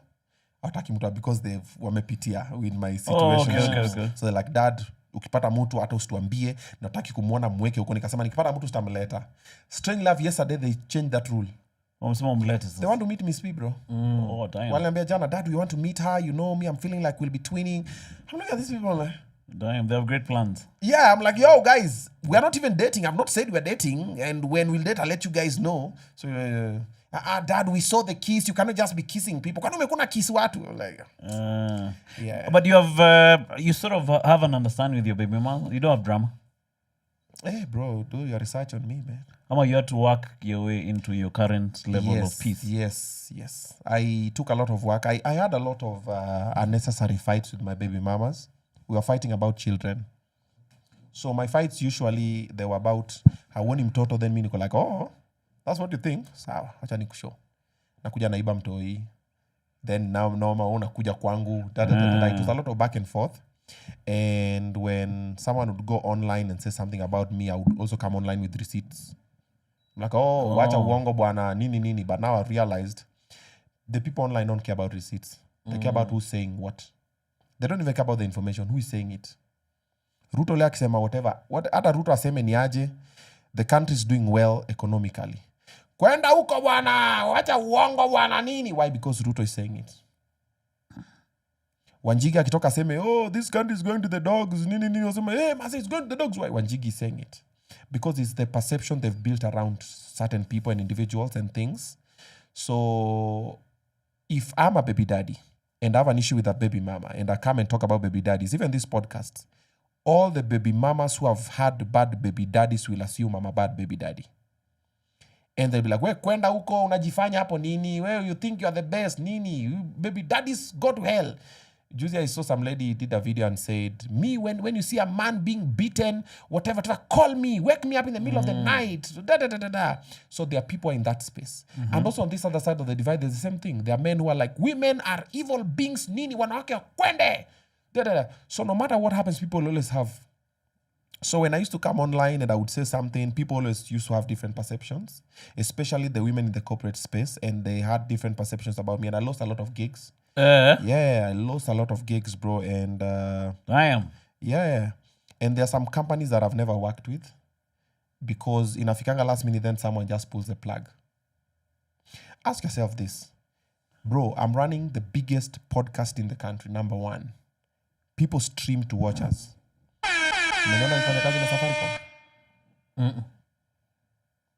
The most current one was last week. There's an event I was to do for Safaricom last week. Bro, the plug was pulled like this last minute. There's someone in there. I know, bro. I'm very good at what I do. MCing, bro, among the top, I think maybe 1 or 2 other MCs are better than me in this country. I'm fine. MCing, I do beautifully. Influencing, beautifully. Bro, I have the numbers, I have the influence. There's nobody in this country who doesn't know Obinna. People who matter. Then, podcast every Monday. Monday is Obinna Show Live. Monday, hata leo usiku I'm hosting Didymus Baraza today at 8 p.m. Right now, 3 p.m. we have Riba. We're going to be doing it live. Then after that one, we have Obinna Show Live exclusive with Didymus Baraza today, 8 p.m. Bro, we have shows. Bro, I had Vurugu, bro. It has over 70,000 people watching the live. These are the numbers. If you want to sell M-Pesa, you want to sell Fuliza, you want to sell whatever, whatever it is, Chapadimba, whatever with Safaricom, this is the most appropriate platform. Let's have a package. Tell people if you want to watch YouTube, you want to stream, use. I've seen other influencers who are way below where I am. Influence for Safaricom. I've seen other MCs who are way below where I am do their jobs. I'm not saying it from a bad place. I'm saying it from an informative place. So I made peace with it because also there's a time someone told me, an in-house person, I discussed, I was like, yo, how come I've never... So someone told me, oh, no, there's a time your name was suggested and someone said, I was like, oh. So it's perception. So around someone that time... Someone said what, bro? Someone said I'm a hot brand. Hot in... like... No. Hot brand means you're unpredictable. Yeah, I get you, yeah. Yeah, today I'll be here, I'll be talking about Safaricom, and tomorrow I'll be there talking about Pastor, whoever, I'll do whatever. I'm unpredictable. So most corporates want safe brands. He can never curse. Like, wewe when you curse hivi sioni ukipata. Wewe hata you. Wewe sioni hata kupata you. Zain. Wewe Untitled. Wewe Safaricom decided fuck. Wewe hata Zain na upati. Wewe hata Zain. Wewe hata JTL. Wewe sioni ukipata. Wewe hata Jabba Juice. No, Untitled. No, Jabba Juice unaweza because naona inapelekana na brand yako. Yeah. So a hot brand makes a couple of corporates scared. Huyu tukimpatia alafu leo influencie Safaricom alafu kesha aende achome mahali. So that one, why? Because they've not tapped into the future. But why? But your name is very chill. No, it is chill, but it is a perception. Like you can watch it with family. I know. It's a perception. That's what I'm telling you. So when people form a perception, they stick to it. So if that person is still in that chair, you will never, ever, ever get something to do with that. There are just some things that get blocked up and apale. For example, I did Vurugu and I've done Vurugu too. Have you seen the Ministry of Sports? Is it not a sports activity? It is. Why is it not there? Do you know how much money we have in the sports fund, bro? But El President himself alikutupia kakiru, bro. Aliweka pale kwa Vurugu 1. Hakuweka kwa Vurugu 2. So there's always someone who will come and block for you something, but you know everything happens for a reason. There's a reason why it has not happened until now. There's a reason and a season. Yeah. So maybe it will not, but watu wanakuanga. So most corporates always want people they can predict. You see, like right now, Jeff is very unpredictable. Yeah, right now. Jeff is now living like Obinna now. Jeff is now living what I've been living all along. Guys are like, for 1 minute, Jeff is kula body on the show.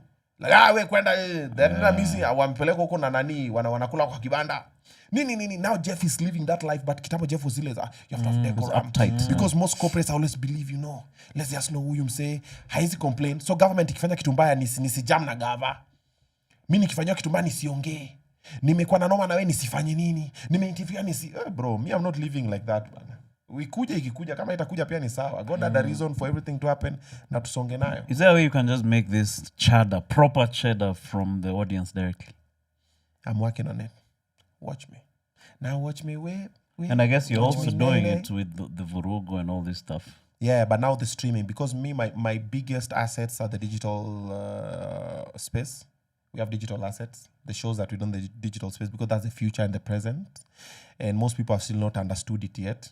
So there's a way we're working on seeing how we can monetize it better because even monetizing for YouTube, the money we get is not the money people get in the UK or in the States or in other countries, even on Facebook, even on TikTok, Instagram. We're still not there because our systems are not working for us. Like in Itumbi are trying, but they can do better. There's some things if they put, they'll just tell Facebook, listen, this is tunataka tuwekwe kama hawa, kwa nini tusiwekwe kama. So when I went to SA, I noticed there were ads that were playing on TikTok.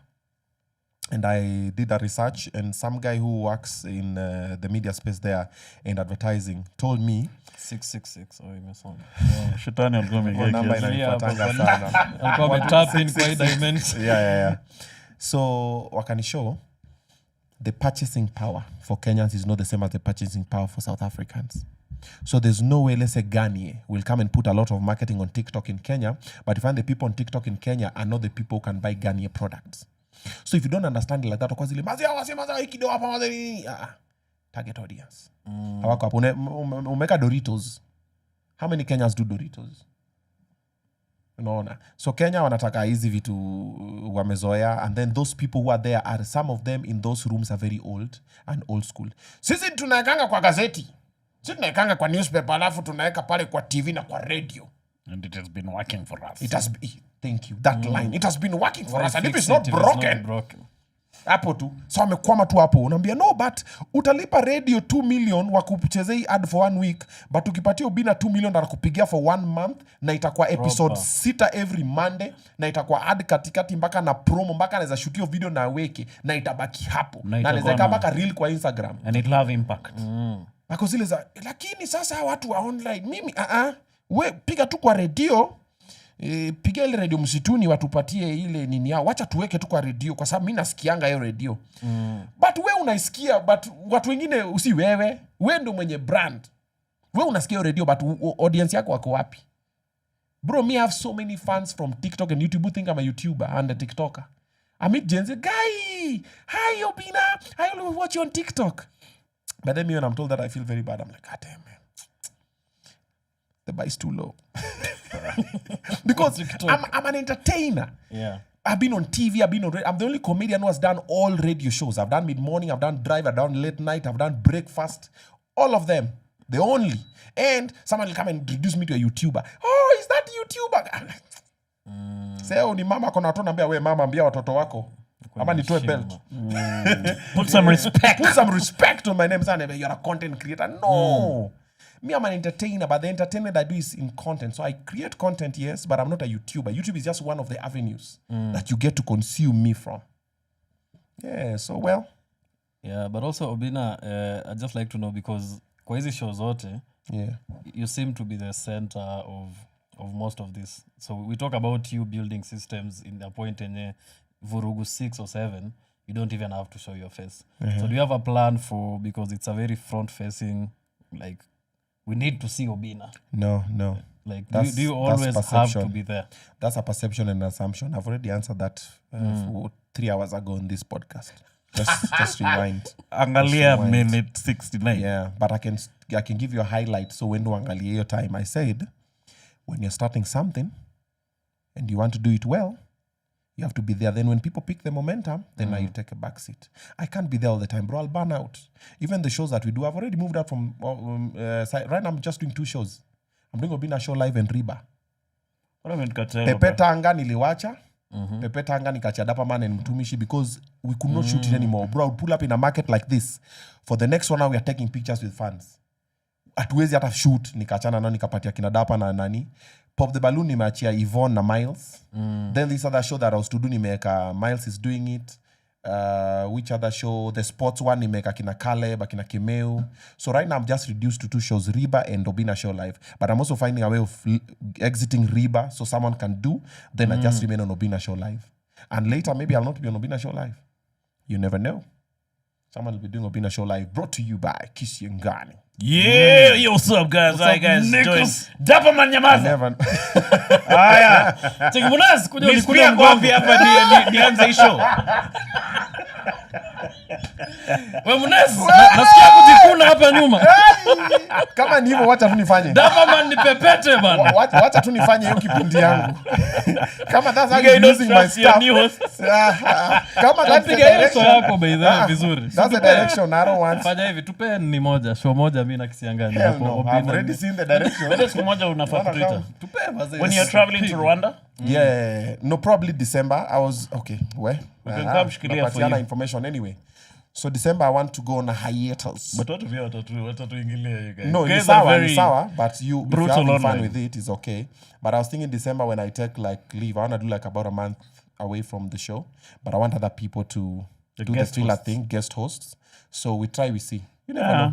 And it You never always. know. Maybe that is what is meant to happen. Then we'll host. God damn. Yeah, man. Napaka urudi. Yeah. Cheki wacha nirudi. No. If you're making money now, you know, if you want to be rich, you make people work for you, eh? Yeah, for real. Yeah. So me, if it is doing well, bro, me, I've always wanted to just travel the world, man. Wacha nizunguke nicheze golf. Yeah. Tuko mafutani vibe guy. December mazee. You guys See you are in in December. You can take your bin hata usirudi no. Kwa sawa. Show iko na views. You guys vurugu nini ni yetu Yeah. bora you guys. So you need to work on the views though, because pale kwetu watu na average 3,000 is our average. When we have Hapa a guest, ukifanya hesabu ya viewer to subscriber ratio. We're doing really well, bro.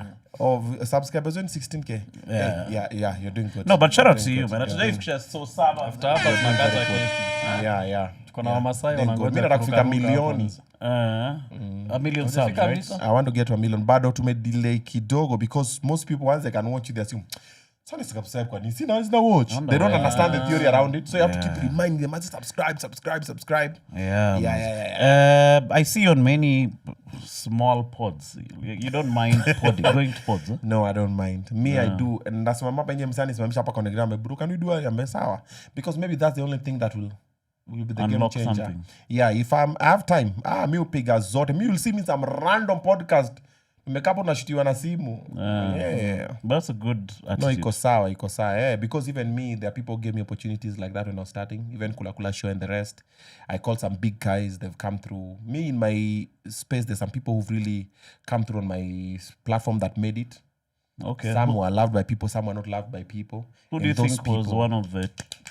Miguna really put me on. Oh, yeah, I remember the And he was very kind to me. Yes, Yeah. Miguna was he even laughed on the show. Rigiji really put me on. Strangely enough, Moses Kuria. When I was at Moses Kuria, the Gen Zs were going to Andaman, I think the following day or something. It was during the Gen Z movement. Bro, I put up the poster of Moses Kuria like this, bro, nipata matusi kata umbekse. Kwenda read the room, nini? Bro, nika Twitter, nikatukanwa, nikambiwa nini. I did it scared. I did that interview scared. Nika like, do it, but do it scared. Nikakachi, nikasema, saa mimi, ni kunyorosha. Hiyo interview ilisha hivi, Obinna for president. So that also shaped. Also, when I interviewed Murkomen and the story for the belt, nini, majenzi wa Tanzania pricing yao, that also catapulted me. And even the other guys who are very, very, very, people think they're not important, but those guys really did, even including TikTokers. There are time kuna mule kwa sema, hii interview Obinna na interview ma TikTokers. Can you do something important? Bro, to you, those TikTokers are not important. To me, they are. And they have huge communities, man. Forget even the community, the impact and the conversation. Kuna msitu wafanya kitu ufala TikTok, unamuita mnakaa, mnapiga story hivi, msa kitoka hivi kwa by the way. So when I started the show, it was about inspiration and motivation and intriguing conversation. So sometimes I'll say, hakuna motivation hapa, hakuna inspiration, but conversation ina intrigue watu online. Mtu ako, guy, nini? Huyu usa ni nani? Hakina nani hawa? Kama kuna time invite Prince Chala na demi yake, demi yake akaanza kulia kwa show. Babe, mina Obinna ananiambia ni. Ika trend, Obinna, like that. They all work, bro. They all work for me. So we kama yako si ya kuinterview mafala, we interview my intelligence. Wata mimi baki na mafala. It's working. Hata nimeona rating. Kuna wase wanaenda Facebook, wanarate ma podcasts. Ati the podcast rating, then so wanaeka favorite zake. Top 5, alafu anasema and others. Then mimi niko hapo Obinna show. Hugh Bamba Mafala. Alafu anarudi anaandika Hugh Bamba Mafala, but is number 1 so well. And even me, I'm like, so well. Kama ina Bamba Mafala na bwana kwa sababu Mafala ndio majority. You get that funny though. Yeah, which is so wana rating hivyo kwa zile really unaona podcast nyingine ukora really. I tell you what would also work, bro. Yeah. Like you take your show to counties and stuff. Bro, we don't need to say everything on the show, my guy. Yeah. We have plans. I've told you'll see. There are some things that are happening. Sooner or later you'll see Obinna show live. With a live audience. We'll start with the local first, live audience. Then now we build. Because I've realized we normally have in-house guests. Mtu amekuja na mbogi yake, wamekaa na show. Hizo interaction yao venye wanabambika. I'm like, we can do this live. Yeah. So sooner or later, but it needs money. We even Yeah, researched, for we went sure. to J Bavan, went to Carnival. Where else we went to National Theatre, tukaangalia costings, ngojeni kidogo. Yeah, because when you're doing a live audience now, apart from the 3 cameras on me, now you need 2 other cameras for the audience. Then you need a boom mic for the audience. Then I need money for the venue. Then I need to pay 2 other cameramen who will be running those other 2 cameras. Then I need security. Then you feed them. Yes. Transport. Yeah. Then now the guests who are coming there, now they have to be the A1 guests. So let tu pia mafala pia wakuje, then umeita audience nini. So then also you don't want change very quick. You want it gradual. Yeah. We're about to wrap it up, my brother. Politics. What about it? Do you plan to run for office? No. Not now. Okay. Yeah, it's not anything that is in my radar right now. A lot of people have told me though, run for this way, Nini. I've even gotten a few offers from some parties, political parties. We'll give you this and that. No. Because the minute I run, for example, for like an MP, now you're reducing me to a constituency. And now you have the whole country, bro. Bro, not the country. I have the globe. Yo. Man. I have people in China. I have people in Zanzibar, in Zimbabwe. Then you want to reduce me to that MP where... we need to stay focused, my brother. Then when I buy a car there, unakula, you ni CDF. Yeah. Wacha tu mimi nifanye tu what I can in the space I can. If later I'll be able to be in a political space so that I can do what I'm doing better, maybe yes. But for 2027... sahau. And also, by the way, I'm thinking of not being in the presidential campaigns for 2027. Like, I'm not thinking of supporting anybody. Okay. Yeah, because last time I supported Ruto, and anytime people get in shit, they always, Obinna, ni utulete shida, ulimama na wheelbarrow, nini. And I'm like, all of you guys voted for this guy. It was overwhelmingly, he was the guy for the moment, and he was selling the narrative that people are and identified with him. You see, yeah? Yes, unaona ndio watu. Ati kuna video, ona. So, anytime when people are going through a situation, they always want to look for someone to blame. Yeah. You get? So even now I'll say, sisi ndio Sifuna, mimi niko na Sifuna, nini. And then Sifuna gets there, then Sifuna does not do what they expect Sifuna to do. Because Kenyans, if you don't do what they want you to do, you become the enemy. But maybe you mean well. Then one say, when don't tuleta Sifuna, nini. But if you Babu. No, hapa chini niko. Hapa chini na support Babu. I'll support Millicent Omanga for Mama County. I'll support Babu kwa sababu for governor, Millicent Omanga for Mama County. You see, they are from different parties. Me, I'm going for individuals. Nimeona Millicent Omanga kwa DCP. Babu anaweza kwa ODM, Mama UDM, whatever he'll be. But I'll be supporting Babu.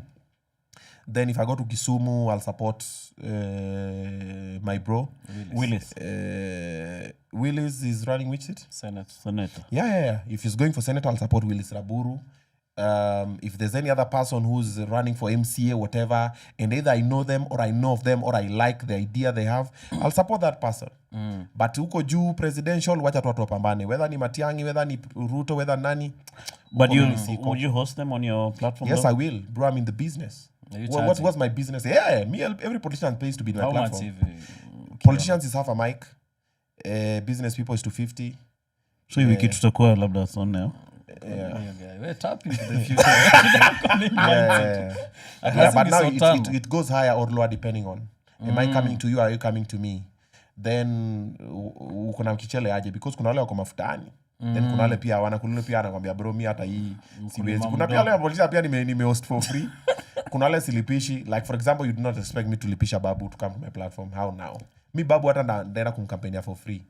Ama Millicent Omanga, ama Raburu, ama my bro Leslie is running uko home. Do you normally get like normally host Ichungo, right? Yes, I did. Do you get blowback? I mean, it's part of the business. Blowback I get. Blowback you get all the time. It's part of the business. It comes with the territory. Yeah, bro, ukitaka kuoga lazima uandress. Unaoga na nguo aje? Nataka kuenjoy hiyo maji vizuri. Wewe kata hiyo ya kuoga.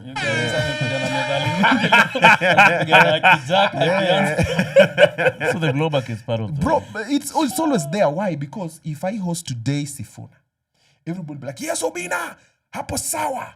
Why? Because they think Sifuna is the guy who's going to remove them from their misery. So, Moses. But wakifika kwa desert pale waanze kusikia kiu, wanageukia tena Sifuna. Wewe mbona ulitoa misery tukuje tuseke hapa kwa desert na kiu. So, I sit down with the president today. Obinna, really? Why are you giving him your platform? Unapea tu audience ya nini?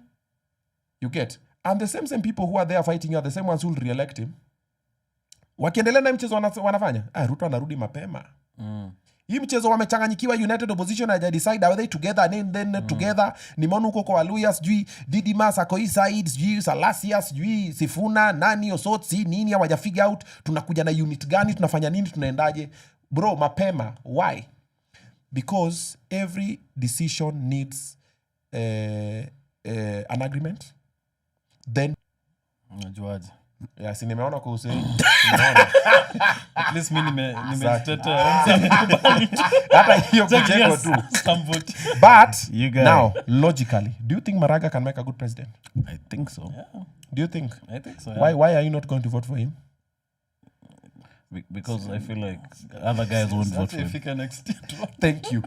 Ana hiyo charisma. Thank you.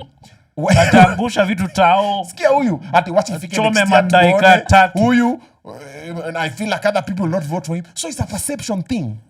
So ikifika pale mumeona Ruto has taken an early lead, watu kusile maze wacha tumpatie tu tena. Ama akina Sifuna wacha tupatie tu akina Sifuna because wanakaa. So you are not voting out of logic. You are voting out of emotions and perception. Which is a horrible flaw in the human condition. Very bad. Ama mtu wetu. And ikifika by the time ifike December bro utaona tu paradigm shift. Watu kwa zile but hata naona si mbaya sana tumpatie tu apige 5 ingine. Amalize. Wacha tu amalize aende. Wacha tu niende huko. Wacha guys hata politicians wale mna believe watakama waende side ingine waambie guys wacha tu amalize alafu aende. Na watu wengine watakamii side pia kwa zile za tuna feel. So nobody will really come and say logically the person who can get us out of this shit that has been there since Kenyatta, Moi, Kibaki, Uhuru, is Maraga. Why? Because he's we've seen what he's done and he looks straight. Yes. But also another thing that also you need to know about politics and relationships is this. The only way you find out is when you're in it. True. So Maraga also can look straight. Then you elect him, then he's like... Same as relationships. Leo bro, utakatia dem. Huyo dem, the only way she'll find out if you mean well for her ama not is if she dates you. And the minute she dates you, I'm like, guy, kumbe hata ex wangu alikuwa fadhali. Same as politics. For example, when people overwhelmingly, where your word? Mpigie hiyo mazee amesucceed. Yes. When people overwhelmingly voted for Ruto, he was the guy. Why? Hustler. Mkulima mdogo, mama mboga, boda nini, bottom up economy. What like we are saying no to your time ilikuwa dynasty must go. Hustler. Raila went and joined Uhuru. Uhuru is supporting Raila. People are like, no, but si Uhuru na mekwa bado Uhuru is the same thing. Then the guys in the Raila team and the squad wako tushashinda mapema, we have the support of the state and everything nini, and they were frustrating Ruto then. He was a DP. And when he won, guys are like, yeah, there's a video where MC Jesse was being interviewed. Sema nimefurahi sana, I'm so happy. I'm so excited. Mi furaha kama isijaiona. You get? Why? Because that time it was cool for that. Then President Ruto came on board. And then he did a few things right. He did a few things wrong. He lied a couple of times. He did not lie a couple of times. But now the perception that is there, the hostility on the ground, guys are like, we gave you this thing, kufanya nini. And then now the other side now is applying now pressure. So even the things that he's doing good are not being seen. Why? Because the things he's doing bad or people assume he has done bad are overwhelming. The things he's done good are overshadowing. So, wanasemanga hivi. Unaoso jakapo nje, every day bro, utakuna mpatia 50 bob. For lunch, ukitoka bro, kula lunch. Ile siku utampatia, ndio atajam na wewe. So the same thing as citizens. You'll do everything good for them, but that day you've not done that thing. Hiyo ndio siku wanakugeuka. Wewe kwenda wewe masomo, unaona education nini, but that time mtajangalia shughuli nyingine. Mtajangalia. You see when this road was launched up junction. Yeah. I've seen stories around it. It's how many billions. Mimi niko zile mimi nimechoka sasa So kuna watu wako like, maze, ile jam ya Ngong Road imereduce maze. But kuna mtu wako like, but ini 850 meters, but 850 meters imejengwa na hii, na nini. Which some have truth, some don't have truth. But the only way you find out if you have a good leader is after you've elected them. Because all of them bro watakuuzia sera.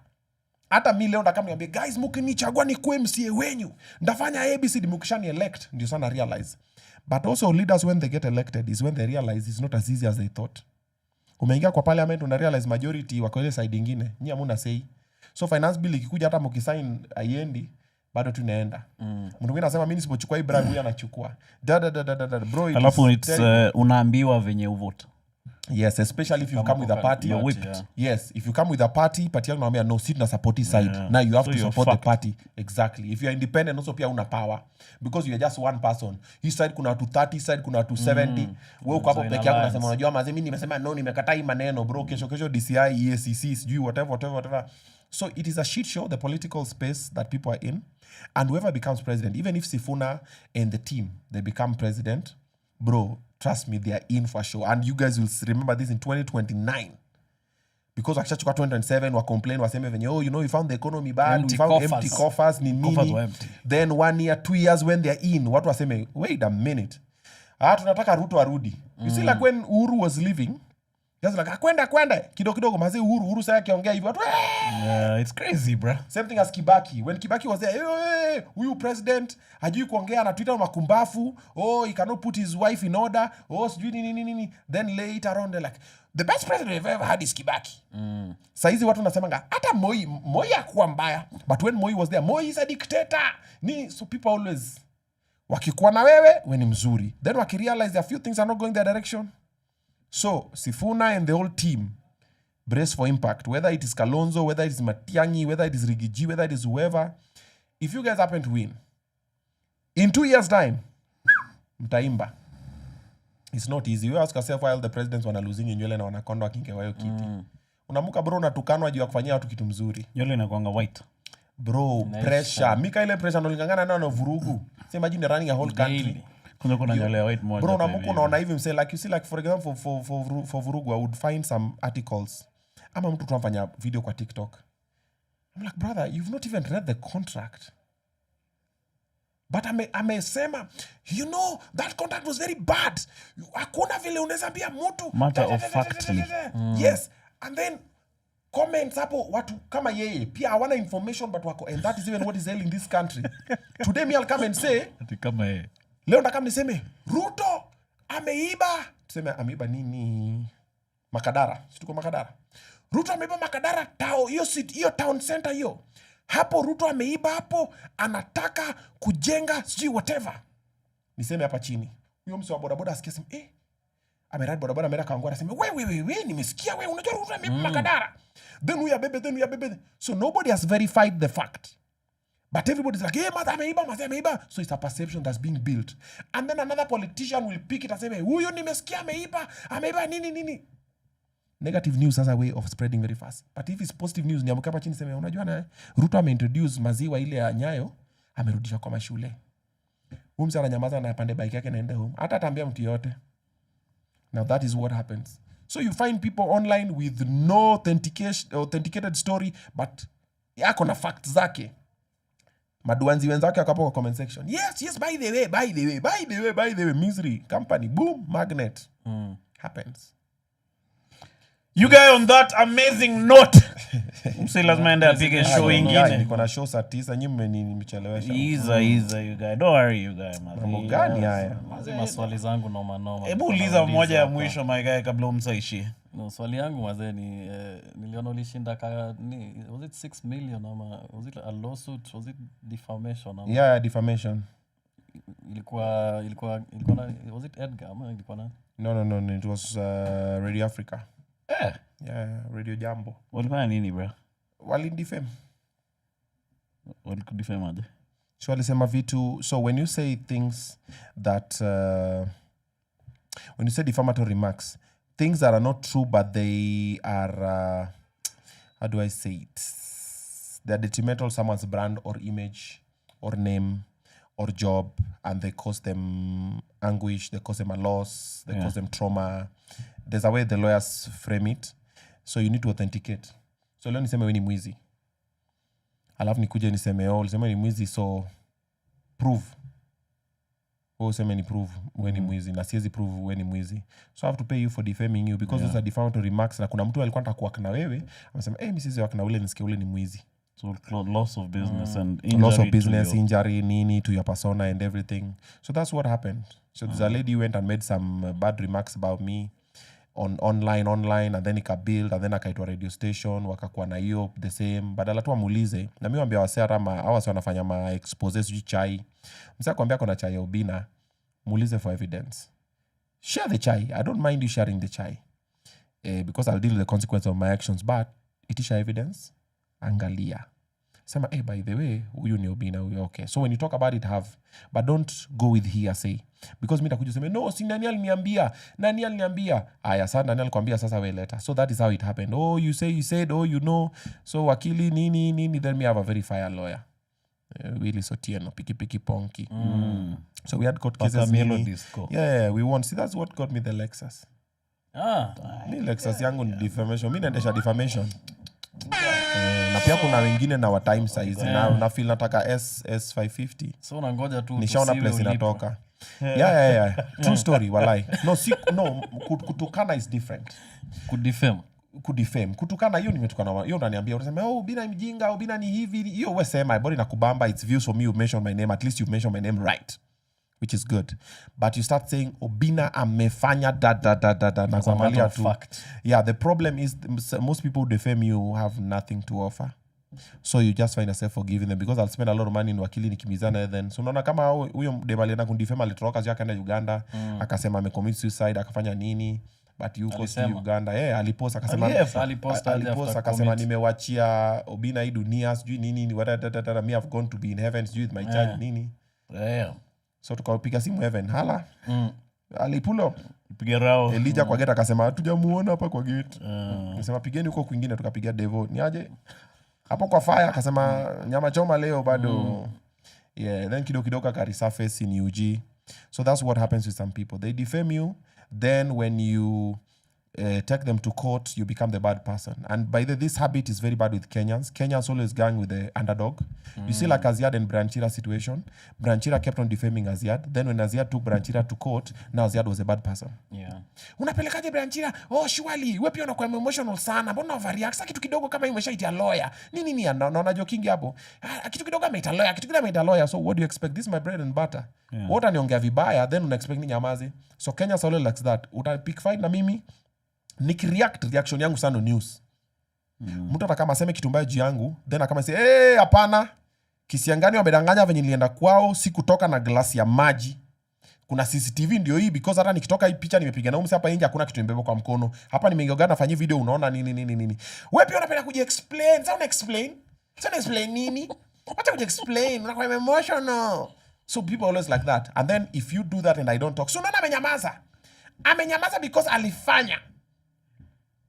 Sadly, there's no winning with Kenya. So we fanya kitu nakubamba, mwenye amependa afurahie, mwenye hajapenda pia atembeze and life continues. Are you conscious of that on your show?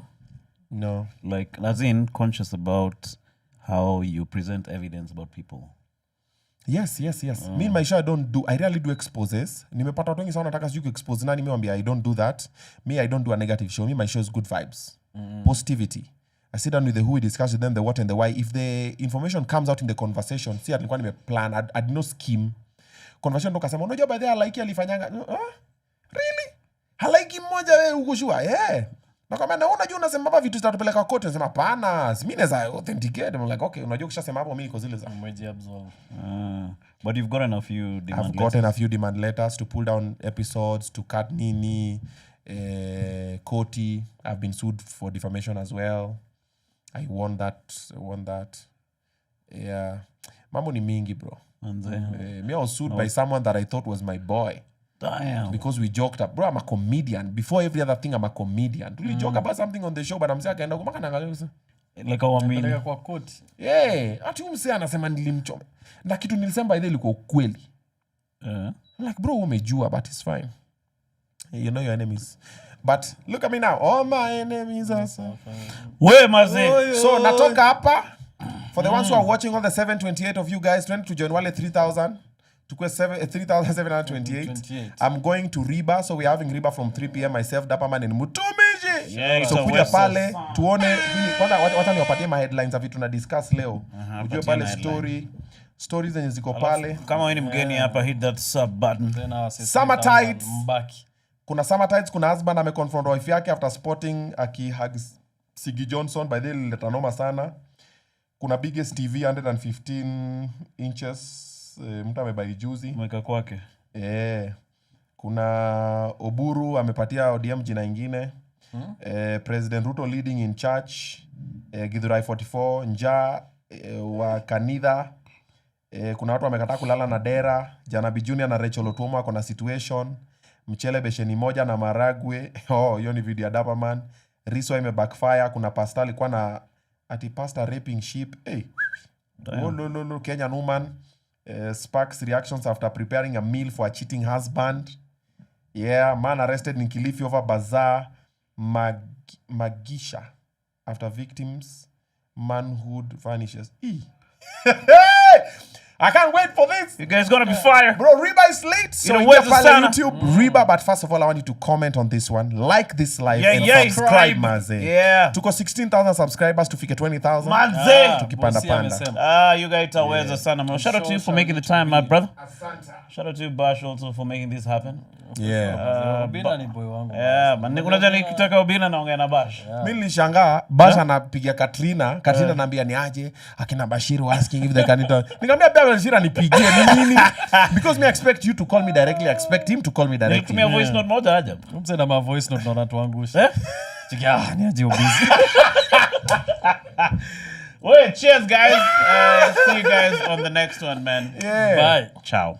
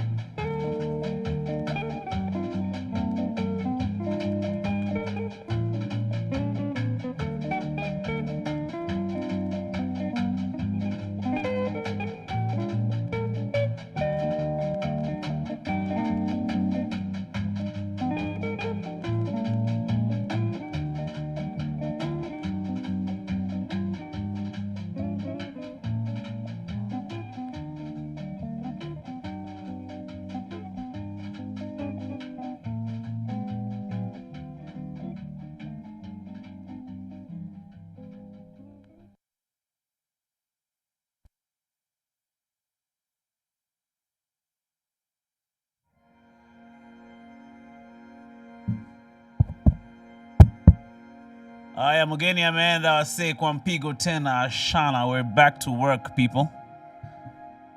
Sijui kata kuna show ingine leo, but sidhani. So turudi kazi kesho. So wageni karibuni sana. This is a very nice space. We have a good time here every day. Kama siko Lwandeti. Lakini siendi Lwandeti. I'm here for the next 10 days or 20.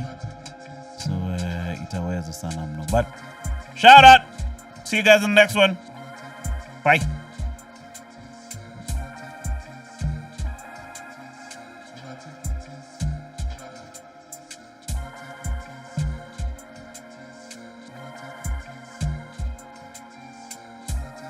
Wait, W's in the chat tukifunga hii shit.